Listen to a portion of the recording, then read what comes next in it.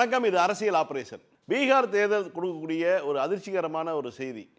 அதாவது ஒரு ஸ்வீப் அப்படிங்கிறத தாண்டி ஒரு மிகப்பெரிய ஒரு வெற்றியாக இருந்துச்சு. ஒரு லேண்ட்ஸ்லைடு விக்டரிமாங்க இல்லையா, அது மாதிரியான ஒரு வெற்றியை பாஜக கூட்டணி பெற்றிருக்கு. யாரும் எதிர்பார்க்கவில்லை. ஒரு எஸ்ஐஆர் போன்ற விஷயங்கள் வந்தாலும் இவ்வளோ பெரிய வெற்றியை எதிர்பார்க்கல. ஏன்னா பாஜகவுக்கு ஆதரவாக பேசக்கூடிய ஊடகங்கள் கூட இவ்வளோ பெரிய வெற்றியை பாஜக பெறும் என்று ஒரு எக்ஸிட் போல்ல சொல்லலை. இப்படியான சூழலில் நாம் இது பற்றி விவாதிக்க கூடியிருக்கிறோம். அரசியல் விமர்சகர் திரு விக்னேஷ் ஆனந்த், காங்கிரஸ் கட்சியினுடைய செய்தி தொடர்பாளர் திரு சந்திரசேகர், திராவிட முன்னேற்ற கழகத்தினுடைய செய்தி தொடர்பாளர் திரு தமிழ்மாறன், விடுதலை சிறுத்தைகள் கட்சியினுடைய துணை பொதுச் செயலாளர் திரு வன்னியரசு அவர்கள் வந்திருக்காங்க. அனைவருக்கும் வணக்கம். முதல்ல திரு விக்னேஷ் ஆனந்த் சொல்லுங்க, நீங்க இந்த தேர்தல் முடிவுகள் பற்றி. தமிழ்நாட்டில் அண்ணல் அம்பேத்கர் கொண்டு வந்த கான்ஸ்டியூஷனுக்கு விரோதமான பொருளாதார இடஒதுக்கீட்டை எதிர்த்த கட்சிகள் இங்கே எதிர்த்தாப்புல இருக்கிற திராவிட முன்னேற்ற கழகமாக இருக்கட்டும், விசிகாவாக இருக்கட்டும், அவங்க வில்சன் சார் வச்சு சுப்ரீம் கோர்ட்டில் என்கேஜ் ஆனாங்க. இவங்க மேடம் அரோரா மேடம் வச்சு என்கேஜ் ஆனாங்க இடபிள்யூஎஸ்க்கு எதிராக. இந்திய அளவில் இடபிள்யூஎஸ்க்கு எதிராக பேசிய கட்சிகள் அப்படின்னு பார்த்தா திமுக, விசிகா, அங்கே பீகாரில் லல்லு பிரசாத்தோட ஆர்ஜேடி, ஒரு ராம் மனோகர் லோகியா அப்படின்ற ஒரு சித்தாந்த தலைவரை ஏற்றுக்கொண்ட லாலு பிரசாத் யாதவ், சமூக நீதியின் மண் தான் பீகாராக இருக்கட்டும், அதில் தேஜஸ்வி யாதவ் தான் அடுத்த முதல்வர் ஆவார் அப்படின்னு தமிழ்நாட்டில் இருக்க பெரியார் ராமசாமி மாணவர்கள் எதிர்பார்த்த போது அது நிறைவேறவில்லை. அம்பேத்கரின் சமூக நீதியை, பெரியாரின் சமூக நீதியை, ராம் மனோகர் லோகியாவோட சமூக நீதியை கடைப்பிடிக்கக்கூடிய கட்சிகள், இப்போ நான் சொன்ன திமுகவாக இருக்கட்டும், தமிழ்நாட்டில் விசிகாவாக இருக்கட்டும், இந்தியா கூட்டணியில் இருக்கிற பிராந்திய கட்சிகளாக இருக்குது. இப்போது இந்த தோல்வி அப்படின்றத ஏற்றுக்கொள்ள முடியவில்லை. ஆனால் தேர்தல் ஆணையம்ன்றது தமிழ்நாடு மக்களுக்கு புரிகிற மாதிரி சொல்லணும் அப்படின்னா, அணில் போல பாஜகவிற்கு உழைத்துள்ளது. முன்னாள் முதலமைச்சர் ஜெயலலிதா அவர்கள் சிறை சென்றார்கள். அதற்கு காரணம் பேராசிரியர் அன்பழகன் அவர்களும் இப்போது திமுகவின் அமைப்பு செயலாளராக இருக்கிற ஆர்எஸ் பாரதி அவர்களும் தொடுத்த வழக்கு. ஆனால் உச்சநீதிமன்றம் அவங்கள கன்விக்ட் பண்ணதுக்கு மிக முக்கிய காரணம் குமாரசாமி போட்ட அந்த கணக்கு தான் இல்லையா? அதுபோல் தேர்தல் ஆணையம் கொண்டு வந்த எஸ்ஐஆர் அப்படிங்கிறது தான் பாஜகவின் வெற்றியை உறுதி செய்துள்ளது. அதாவது ப்ரொஜெக்ஷன்ஸ்லேயே, எக்ஸிட் போல் ப்ரொஜெக்ஷன்ஸ்லேயே வராத நம்பரை விட அதுவே நமக்கு ஓவராக தெரிஞ்சது. ரொம்ப எக்ஸ்ட்ரீம். வட இந்திய ஊடகங்கள் எப்பயுமே ப்ரோ பிஜேபியாக இருக்கும் என்றாலும் அவர்கள் சொன்ன நம்பர் ஏற்றுக்கொள்ள முடியாத அளவுக்கு நம்பராக இருந்தது. இப்போது உதாரணத்துக்கு ஒரு 4 கான்ஸ்டியூன்சி மட்டும் நான் சொல்கிறேன். இதில் எஸ்ஐஆர் முன்னாடி பிஜேபி அவுரங்காபாத்தில் எஸ்ஐஆரில் 33,333,000 ஓட்டு இருந்திருக்கு. எஸ்ஐஆருக்கு அப்புறம் 31,107,778 ஓட்டு இருக்குது. இதில் பெண்களுக்கான ஓட்டு குறைந்துள்ளது, ஆண்களுக்கான ஓட்டு குறைந்துள்ளது. இதில் விக்ட்ரி மார்ஜின் அப்படின்னு நீங்கள் பார்த்தீங்கன்னா 10,000 ஓட்டு எஸ்ஐஆரில் நீக்கப்பட்டிருக்கு. விக்ட்ரி மார்ஜின் அப்படின்னு பார்த்தீங்கன்னா வெறும் 3,000 சொச்சம் ஓட்டு தான். அதே மாதிரி மொய்த்திரி தொகுதியில் 3,353,000 சொச்சம் 3 லட்சம் ஓட்டு இருக்குது. அது 2,90,000 வருது. கிட்டத்தட்ட 13,000 தான் இங்கே ஓட் டிஃப்ரென்ஸு. அதில் கிட்டத்தட்ட எவ்வளோ நீக்கியிருக்காங்கன்னா 30,000 ஓட்டு கிட்ட நீக்கியிருக்காங்க. அதே மாதிரி கியோட்டி தொகுதியாக இருக்கட்டும், அடுத்தது இன்னொரு தொகுதி கோபால் காஞ்சி அப்படின்ற தொகுதியிலையும் 26,000 தான் விக்ட்ரி மார்ஜின். நீக்கப்பட்டவர்கள்னு பார்த்தீங்கன்னா கிட்டத்தட்ட 30,000 ஓட்டு கிட்ட நீக்கப்பட்டிருக்காங்க. எஸ்ஐஆர் மூலம் இவர்களுக்கு இப்படி ஒரு வெற்றி கிடச்சிருக்கு. நான் சும்மா ரேண்டமாக சாம்பிள் காலையில் பார்க்கும்போது இந்த 4 தொகுதிகள் இருக்குது, இன்னும் கூட மேலே இருக்கலாம். இதில் நம்ம ஆர்ஜேடி பார்த்தீங்கன்னா 25% ஓட் பேங்க்கை ரீட்டைன் பண்ணியிருக்காங்கன்னு சொல்லணும், இல்லை பெற்றிருக்காங்கன்னு சொல்லணும். பீகாரில் அவங்க தான் அதிகமாக வச்சுருக்காங்க.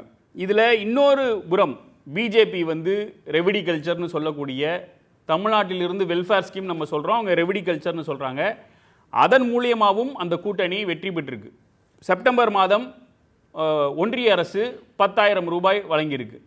அதுக்கப்புறம் மாநில அரசு ஒரு 10,000 ரூபாய் வந்திருக்கு. கிட்டத்தட்ட 20,000 தேர்தலுக்கு முன் வந்திருக்கு. அது ஒரு வெல்ஃபேர் ஸ்கீம். நம்ம என்ன சொல்கிறோம், மக்கள்கிட்ட காசு சமூக நல திட்டம் தான். நம்ம பிஜேபியில் இருக்கக்கூடிய குஷ்பு மாதிரி 1000 ரூபாய் திட்டத்தை பிச்சைக்கார திட்டம்னு சொன்னாங்கல்ல, அந்த மாதிரியான நம்ம சொல்ல வரல. அந்த ஒரு திட்டம், ஒரு வெல்ஃபேர் ஸ்கீம் அவங்களுக்கு ஒரு பெரிய பயனாக அமைந்திருக்கு. அடுத்தது எஸ்ஐஆரில் உள்ள சிக்கல்கள். நம்ம தமிழ்நாடு தான் ஜிஆரில் அதிகமான ஒரு பர்சன்டேஜ் இருக்குன்றோம். இப்போ பீகார் எலெக்ஷனை பார்க்கும்போது நமக்கு வந்து பயமாக இருக்குது. ஏன்னா நம்ம ஓட்டு வந்து என்னோட ஓட்டே வந்து நீக்கப்பட்டுருமோன்ற ஒரு அச்சம் இருக்குது. ஏன்னா முதல்ல எலெக்ஷன் கமிஷனுக்கே போதுமான புரிதல்கள் அந்த எனுமரேஷன் ஃபார்ம்லன்றது இல்லை. ஆன்லைனில் ஃபில் பண்ணக்கூடிய சூழ்நிலையில் எல்லாருக்கும் கம்ப்யூட்டர் ஆப்ரேட் பண்ணுறதுக்கான அறிவு ஞானம் உண்டு. ஆனால் தமிழ்நாட்டை பொறுத்தவரையும் ஆதாரும் இவர் தேர்தல் ஆணையம் கொடுக்கக்கூடிய எப்பிக் நம்பரில் உள்ள பேரும் ஒரே மாதிரி இருக்கானா இல்லை. ஏன்னா ஆதாரில் பேருக்கு பின்னாடி சர்நேம் வருது, சில எப்பிக் நம்பரில் பேர் மட்டும் வருது, அடுத்தது ஒன்று இணையர் நம்பர் பேர் வருது, இல்லை வந்து வேற யார் பேரோ இல்லை வந்து தந்தையார் பேர் வருது, ரெண்டுமே மேட்ச் ஆகலை. ஸோ ஆன்லைனில் இப்போ ஒரு 100 பேர் ஃபில் பண்ணுறாங்க அப்படின்னா அதில் ஒரு 15 to 20 பேர் தான் ஆன்லைனில் சக்ஸஸ்ஃபுல்லாக ஃபில் பண்ண. அது எடுத்துக்கக்கூடிய நேரமும் மிக அதிகமாக இருக்குது, மிக நேரமாக இருக்குது. ஏன்னா கனெக்ஷன் டைம் ஓட்டு வருது. இப்போ நான் ஒரு உதாரணம் உங்ககிட்டே கேட்குறேன். ஆதாருக்கு வந்து 12 நம்பர் இலக்க எண் இருக்குது. இப்போ நீங்கள் வந்து மதுரையில் இருக்கீங்கன்னு வைங்க, மதுரையிலேருந்து கரூருக்கு அட்ரஸ் மாறுறீங்கன்னா அந்த ஆதார் நம்பர் அப்படியே தான் இருக்கும், அட்ரஸ் மட்டும் மாறும். இதில் எப்படி இருக்குன்னா எப்பிக் நம்பர் இவங்க சொல்கிறாங்கல்ல, 2010 எனக்கு கொடுத்த தேர்தல் ஆணையத்தின் எப்பிக் நம்பர் 1, 2024 நான் அட்ரஸ் சேஞ்ச் பண்ணப்போ எப்பிக் நம்பர் இன்னொன்று. இப்போ நான் வந்து 87க்கு செப்டம்பர் மாதம் நான் பிறந்திருக்கேன். ஜூன் 87க்கு அப்புறம் 2002 எஸ்ஐஆர் ரோலில் எங்கள் அப்பாவோட டீட்டெயில்ஸ் எடுக்கணும். எங்கள் அப்பா வந்து அதே வீட்டில் 30 வருஷம், அதே வீட்டில் அதே பூத்தில் 30 வருஷமாக ஓட்டு போட்டுட்ருக்காரு. இப்போ அந்த பூத்தில் எங்கள் அப்பாவோட எஸ்ஐஆர் நம்பரை என்னால் எடுக்க முடியல. இப்போ இருக்கிற கரண்ட் எப்பிக் நம்பரை போட்டு 2002 எஸ்ஐஆரில் உள்ளதை எடுக்க முடியுமானா அதுக்கான தொழில்நுட்பம் தேர்தல் ஆணையம் அமைச்சு கொடுக்கல. இப்போ நான் போய் மேனுவலாக போய் செக் பண்ணணும். அங்கே போய் அங்கே ஓட்டர்ஸ் லிஸ்ட்டில் பார்த்து இது முடியுமானா எனக்கு தெரியல. இப்போ நம்ம ஊரில் தங்க நகையை சேமித்து வைப்பாங்க, பாஸ்புக்குனா பத்திரமா எடுத்து வைப்பாங்க. புது ஓட்டர் ஐடி கார்டு வந்தால் பழைய ஓட்டர் ஐடி கார்டு எதுக்குன்னு சிந்திக்கக்கூடிய மக்கள் தான் 100க்கு 90% உள்ள மக்கள். அதை ஒன்றும் பத்திரப்படுத்தி போகிறதில்லை. இப்படி ஒரு சிக்கல் இருக்குது தமிழ்நாட்டில். இப்போ இந்த பீகார் தேர்தல் ஒரு பெரும் அச்சத்தை இந்த எஸ்ஐஆர் வழியாக கொண்டு வந்திருக்கு. இப்போ மரியாதைக்குரிய விசிகா தலைவர் எம்பியாக இருக்கக்கூடிய அண்ணன் திருமாவளவன் சொன்னது போல இந்த எஸ்ஐஆரில் உங்கள் வாக்குகள் நீக்கப்பட்டால் நாம் அகதி முகாம்களில் அடைக்கக்கூடிய சூழ்நிலைகள் உண்டு. இது ஒரு பெரும் அச்சம்தான்.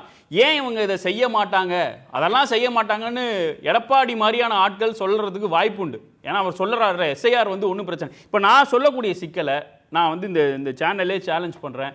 அது ஒன்றும் அவ்வளோ பெரிய சிக்கல் இல்லைன்னு எடப்பாடி பழனிசாமி அவர்கள் சொல்கிறார்ல. எனக்கு 10 நிமிஷத்தில் எங்கள் அப்பாவோட எஸ்ஐஆர் 2002 உள்ள டீட்டெயில்ஸ் எடுத்துட்டா நான் வந்து எடப்பாடி பழனிசாமி சொல்லக்கூடிய அந்த விஷயம் எளிதானதுன்றதை ஒத்துக்கிறேன். உச்சநீதிமன்றம் உத்தரவிட்டு கூட அவங்க வந்து செய்யாதவர்கள் தானே தேர்தல் ஆணையம். தனிப்பட்ட நபர்கள் கேட்டேன்னா போதும்.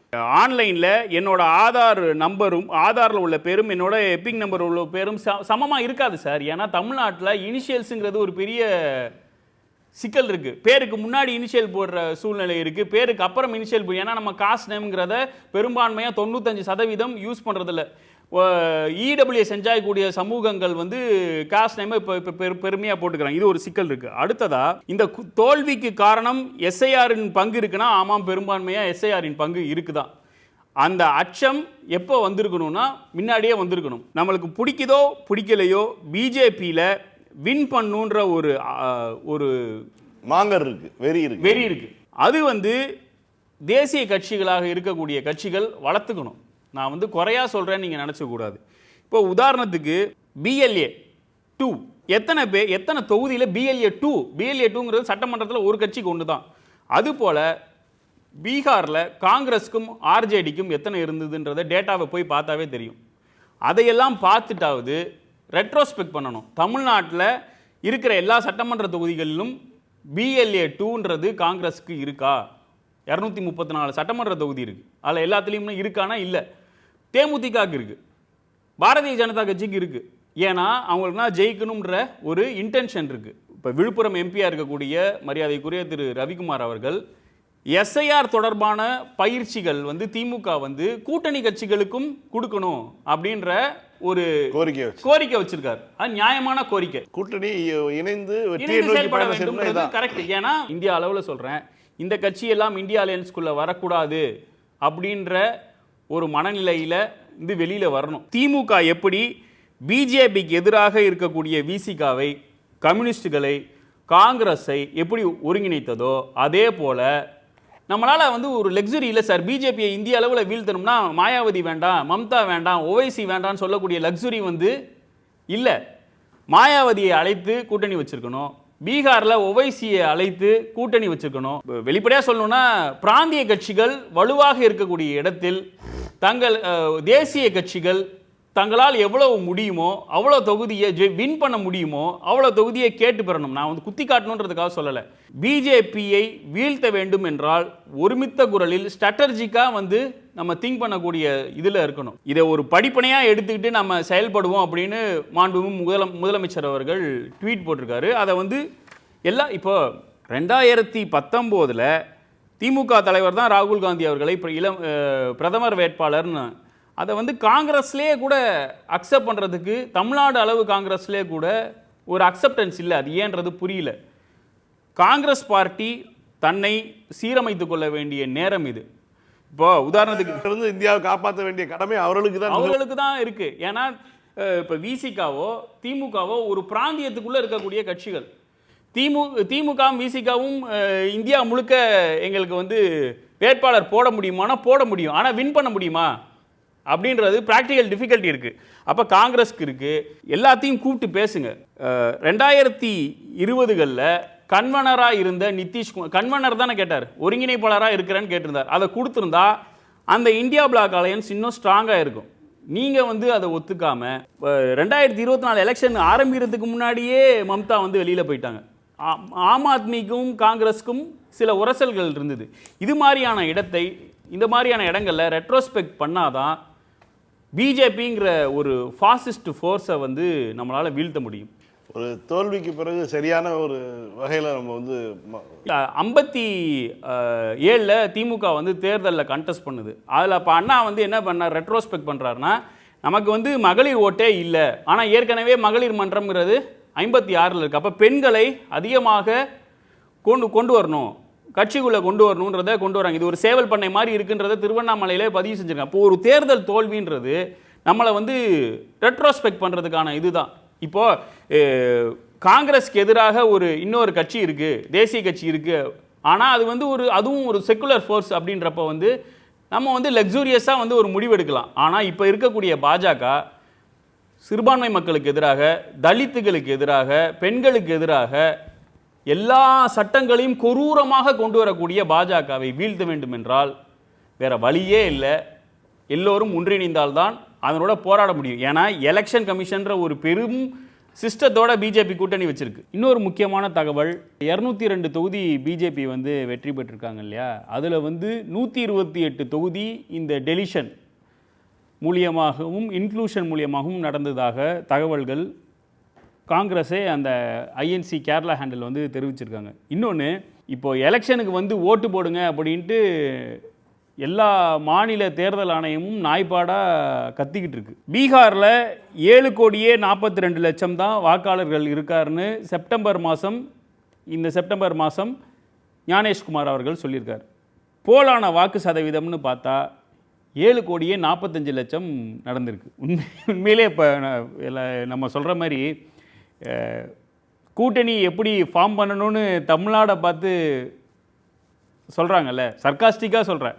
எப்படி வந்து வாக்காளர்களே வந்து 7,42,00,000 தான் இருக்காங்க, ஆனால் ஓட்டு போட்டது வந்து 7,45,00,000. இது வந்து சூப்பர் மாடலால் இருக்குது அப்படின்றது பார்க்க வேண்டியதாக இருக்குது. இன்னொன்று, தமிழ்நாட்டை பொறுத்தவரையும் நான் கடந்த 2017 சொல்கிறேன், இந்த பிரச்சனைனா இந்த கட்சி இந்த இயக்கம் தான் போராடணும்னு ஒரு ஸ்ட்ரீம் லைன் இந்தியா கூட்டணிக்குள்ளே இல்லை. ஒரு உதாரணத்துக்கு சொல்லணும்னா, சிஏஏ என்ஆர்சி பிரச்சனை திமுகவில் அங்கம் வைக்கக்கூடிய முஸ்லீம் கட்சிகள் மட்டும்தான் போராடணுன்றது இல்லை. நம்ம ரேலி போனோம், திமுக கூட்டணி வந்து எக்மோரில் ஒரு பெரிய ரேலி போனாங்க. முதல் போராட்டம் டெல்லியில் ஆரம்பிச்சதே திமுக தான். முன்னாள் ஒன்றிய அமைச்சர் திரு சிதம்பரமாக இருக்கட்டும், மரியாதைக்குரிய அன்றைய எம்பி திரு திருமாவளவன் அவர்களாக இருக்கட்டும், எல்லாரும் ஒன்று கூடி போராடினாங்க. பிசிஆர் அமெண்ட்மெண்ட்டுக்கு எதிராகவும் தலித்துகள் கட்சி அப்படின்னு எதுவுமே இல்லை. இப்போ விசிகா வந்து நம்ம தலித் பார்ட்டின்னு பார்க்க முடியாது. ஏன்னா வந்து ஓபிசி ஆல் இண்டியா அளவு ஓபிசியில் 27% இடஒதுக்கீடு வேணும்னு அவரும் கோரிக்கை வைத்தார். எம்பி மரியாதைக்குரிய திருமாவளவன் அவர்களும் கோரிக்கை வைத்தார். திராவிட முன்னேற்ற கழகம் வாதாடியது. அந்த மாதிரி ஐடியாலஜிக்கல் அலையன்ஸும் இங்கே இருக்குது.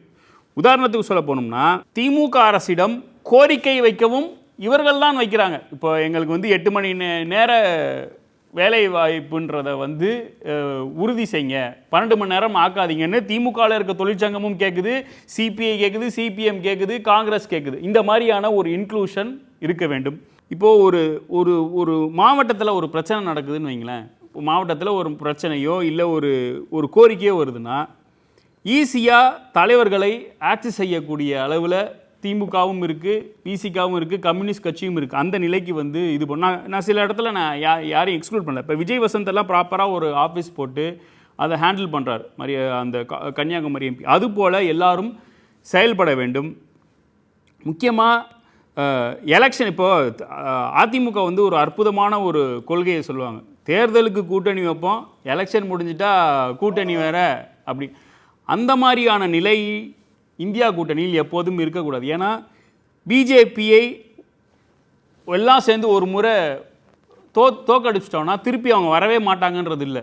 அவங்க இன்ஸ்டிடியூஷன் லெவலில் பெனிட்ரேட் பண்ணி ஆளை வச்சுருக்காங்க. அப்படின்றப்போ எல்லா நேரமும் இந்த கூட்டணி வந்து விஜிலண்ட்டாக இருக்க வேண்டிய பொறுப்புன்றது இருக்குது.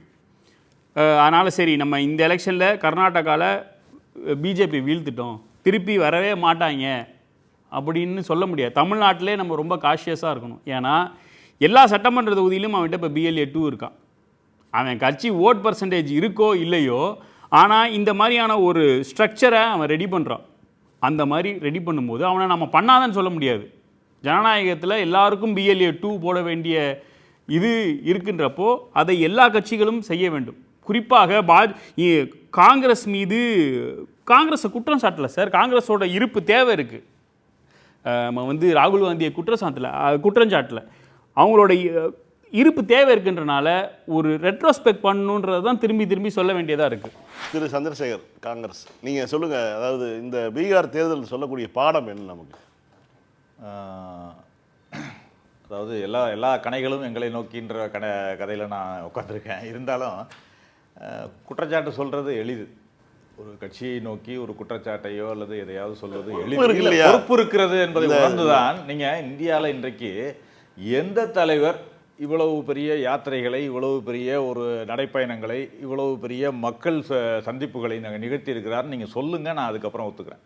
இதுவரை இந்திய வரலாற்றில் சுதந்திரத்துக்கு பிறகு கூட எடுத்துக்கலாம், அந்த காலத்திலலாம் கூட ஜெயபிரகாஷ் நாராயணன் நடைப்பயணம் மேற்கொள்வார், அப்புறம் சந்திரசேகர் பிரதமராக இருந்தபோது நடைப்பயணம் மேற்கொண்டிருக்கிறார், அது மாதிரி பல பேரை சொல்லுவாங்க. ஆனால் எனக்கு தெரிந்து வரலாற்றில் ஒரு கட்சி தலைவர் வந்து கன்னியாகுமரியிலிருந்து காஷ்மீர் வரை, மணிப்பூரிலிருந்து மகாராஷ்டிரா வரை நடைப்பயணம்னா நடைப்பயணம் அது செய்து எல்லா தரப்பு மக்களையும் சந்தித்து மக்களுடைய குறைகளை கேட்டு அவ்வளவு ஒரு எளிமையாக எல்லோருடையும் பழகி இன்றைக்கு பிரதமராக இருக்கும் மோடியையும் இவரையும் கம்பேர் பண்ணிங்கன்னா எப்படி அவர் நடந்து கொண்டிருக்கிறார் என்பது தெரிய வரும். தலைமைத்துவத்தை பண்பத்தை எப்படின்னு தெரிய வரும். அவர் வந்து ஒரு ஜனநாயகம், சர்வாதிகாரம் ரெண்டு பக்கமாக நான் பார்க்குறேன். அது ஒரு ராகுல் காந்தி அவர்களை பொறுத்தவரை பீகார் எலெக்ஷனில் நீங்கள் கேட்குறீங்க, நான் அதுக்கு வர்றேன். பீகார் எலெக்ஷனை பொறுத்தவரை அவர் என்ன செய்ய, அந்த மொமெண்டம், பீகார் தேர்தல் என்ற மொமெண்டமை கொண்டு வந்ததே அவர் தான். அந்த 16 நாள் யாத்திரைக்கு இன்றைக்கு திரு மு.க. ஸ்டாலின் அவர்களிலிருந்து பல மாநில முதல்வர்களிலிருந்து அங்கு சென்றார்கள் என்று சொன்னால் அது அவருடைய முயற்சி தான். நீங்கள் முயற்சியில் அந்த எழுச்சியை கொண்டு வந்தார். இன்றைக்கு SIR பற்றி பேசி கொண்டிருக்கிறோம், தேர்தல் ஆணையத்தை பற்றி பேசி கொண்டிருக்கிறோம். இதெல்லாம் எதனால் வந்துச்சு? இன்றைக்கு இந்தியாவில் அவர் எழுப்பின குரல் தான், ராகுல் காந்தி எழுப்பின குரல் தான் இன்றைக்கு இந்தியாவில் ஒலித்து கொண்டிருக்கிறது. அவரால் இல்லை, அதெல்லாம் எந்த மறுப்பு சொல்லலை. ஏன்னா தொடர்ந்து இந்த தேர்தல் திருட்டு, வாக்கு திருட்டு பற்றியான விஷயங்களை வந்து அவர் வந்து அவ்வளவு தெளிவாக மக்களுக்கு வந்து அமலப்படுத்த இல்லை. அதை இன்னொரு விஷயமும் சொல்கிறேன். நான் என்ன சொல்கிறேன், இன்றைக்கு தமிழகத்தில் எடுத்து செல்கிற அளவிற்கு மற்ற மாநிலங்கள் எடுத்து செல்கிறதாங்கிறதையும் நீங்கள் பார்க்கணும். இது கூட்டணியோ அல்லது ஒரு கொள்கையோ, இது வந்து it is not a one way traffic. எல்லாம் கொடுக்கல் வாங்கல் தான். அது கூட்டணியோ அல்லது கொள்கையோ எல்லாவற்றிலுமே சரி, கொடுக்கல் வாங்கல் தான். நீங்கள் கூட குறிப்பிட்டீங்க, பீகாரில் கடந்த தேர்தலில் வாங்கின வாக்க நாங்கள் இந்த தேர்தலும் காங்கிரஸ் கட்சி பெற்றிருக்கிறது, எண்ணிக்கை குறைவாக இருக்கிறது. உடனே ஸ்ட்ரைக் ரேட் கம்மி. எப்பொழுதும் குறிப்பிடும் குற்றச்சாட்டு என்னென்னா ஸ்ட்ரைக் ரேட் கம்மி. இன்றைக்கு இந்தியா சுதந்திர இந்தியாவில் பார்த்தீங்கன்னா காங்கிரஸ் கட்சி பல எதிரிகளை சந்தித்திருக்கிறது. ஆனால் இந்த மாதிரி ஒரு மோடி, அமித்ஷா தலைமையிலான ஒரு பாஜக மாதிரி ஒரு எதிரியை சந்தித்ததில்லைங்கிறத நான் ஒத்துக்கிறேன். ஏனென்றால் ஒரு தேர்தல் அப்படின்னா ஒரு போர்னு சொல்லுவோம், ஜனநாயகத்தில் அதுவும் ஒரு போர் தான். ஆனால் அந்த போரில் என்ன ஆயுதங்களை உபயோகப்படுத்தணுங்கிறத எதிரிகள் யூஸ் பண்ணுவாங்க. நீங்கள் பீரங்கி எடுத்தால் நாங்கள் வெறும் கத்தி தான் எடுப்போம்னு சொல்ல முடியாது, நம்மளும் பீரங்கி தான் எடுத்தாகணும். அது மாதிரி தான் காங்கிரஸ் இப்பொழுது நிலை இருக்கிறதுன்றதுக்கு சொல்ல வரேன். ஏன்னா அகில இந்திய கட்சியை, ஒரு பலமான கட்சியை எதிர்க்கும் பொழுது நாங்களும் எப்படி செயல்பட வேண்டும் என்பது எங்களுக்கும் தெரிகிறது. ஆனால் அதே நேரத்தில் ஒரு அறம் சார்ந்து தேர்தல் இருக்கிறதா? நீங்கள் மகாபாரதம் முதற்கொண்டு நம்ம தமிழ்நாட்டில் சொல்லியிருக்கோம். அதிலெல்லாம் பார்த்தீங்கன்னா காலைல 6 மணிக்கு ஆரம்பித்தா ஈவினிங் சங்கு ஊதுனா போற நிறுத்தணும், அதுதான் அறம். ஆனால் இப்பொழுது தேர்தல் அறம் சார்ந்து நடக்கிறதா? ஜனநாயகம் அறம் சார்ந்து இருக்கிறதான்னு கேட்டால் இல்லை. நீங்கள் உங்களோட அணி சேர்ந்தவர்கள் யார் யார் இருக்காங்க? நீங்கள் வந்து கட்சிகள் தேர்தல் அரசியலில் நம்ம இருக்கோம். அரசியல் கட்சி பல வியூகங்களை எதிர்க்கட்சிகள் வகுக்கும். அந்த வியூகத்துக்கு எதிர் வியூகம் வகுக்கலாம். நீங்கள் யார் தேர்தல் நடத்துகிறாங்களோ அவங்களையே கூட்டணி சேர்த்துக்கிட்டிங்கன்னா எப்படி நாங்கள் எதிர்க்கிறது? தேர்தல் ஆணையத்தையே கூட்டணி சேர்த்துக்கிட்டிங்கன்னா எப்படி இணைக்கிறது, எப்படி எதிர்க்கிறது? அந்த கட்டத்துக்கு இப்போ வந்திருக்கோம். ஒரு ஜனநாயக அமைப்புகளை எல்லாம் எல்லாவற்றையும் கொஞ்சம் கொஞ்சமாக அவங்க கபலீகரம் செய்து கொண்டு இன்னைக்கு ஒரு தலைமை நீதிபதிங்க, உச்சநீதிமன்ற தலைமை நீதிபதிங்க, அவர் வருத்தப்பட்டு சொல்றாரு, என்னுடைய அமர்வுல இந்த மத்திய அரசு விசாரணையை கொண்டு வர விரும்பவில்லைன்னு சொல்ற அளவிற்கு ஒரு கட்டத்திற்கு நகர்ந்திருக்கிறதுன்னு சொன்னா சர்வாதிகாரத்தை வந்து ஜனநாயக பூர்வமாக இவங்க திணிக்கிறாங்கன்னு நான் சொல்ல விரும்புகிறேன். ஆரம்பத்தில் இன்றைக்கி ராகுல் காந்தி அவர்கள் கூட பீகார் தேர்தலை பற்றி ஒரு கமெண்ட் சொல்கிறப்ப ஆரம்பத்திலிருந்தே பீகார் தேர்தல் வந்து ஒரு சரியான நடைமுறையில் செல்லவில்லை. இல்லை அவரே வரலையே பிரச்சாரத்துக்கு. அதுதானே ஒரு 16 நாள் கொண்டு போனதே அவர் தாங்க. நீங்கள் ஒரு பீகார் தேர்தல்ன்றது ஒரு மாநில தேர்தலுங்க.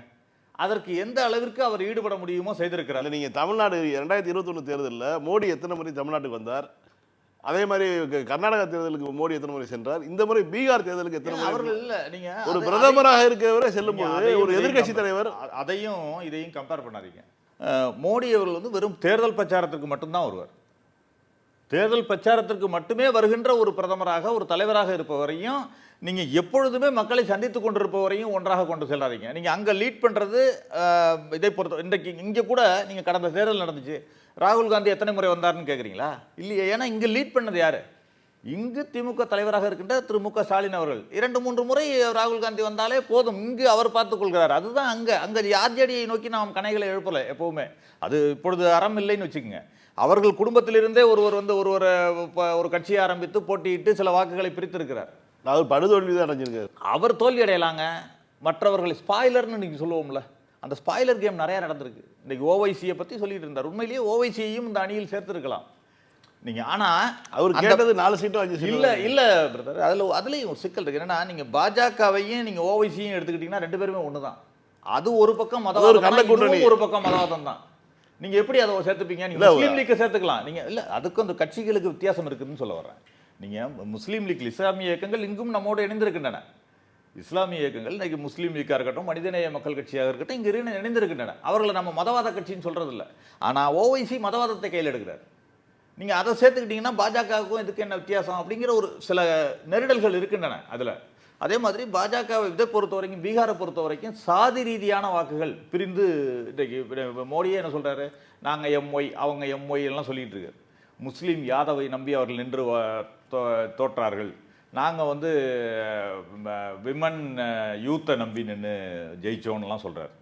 ஆனால் அது உண்மையா அப்படின்னு கேட்டால் ஓரளவுக்கு உண்மை. எப்படின்னா கடைசி கட்டத்தில், ஏன்னா பெண்கள் வாக்கு அவர்களுக்கு எதிராக இருக்கிறது என்பதை களத்தில் புரிஞ்சுக்கிட்டாங்க.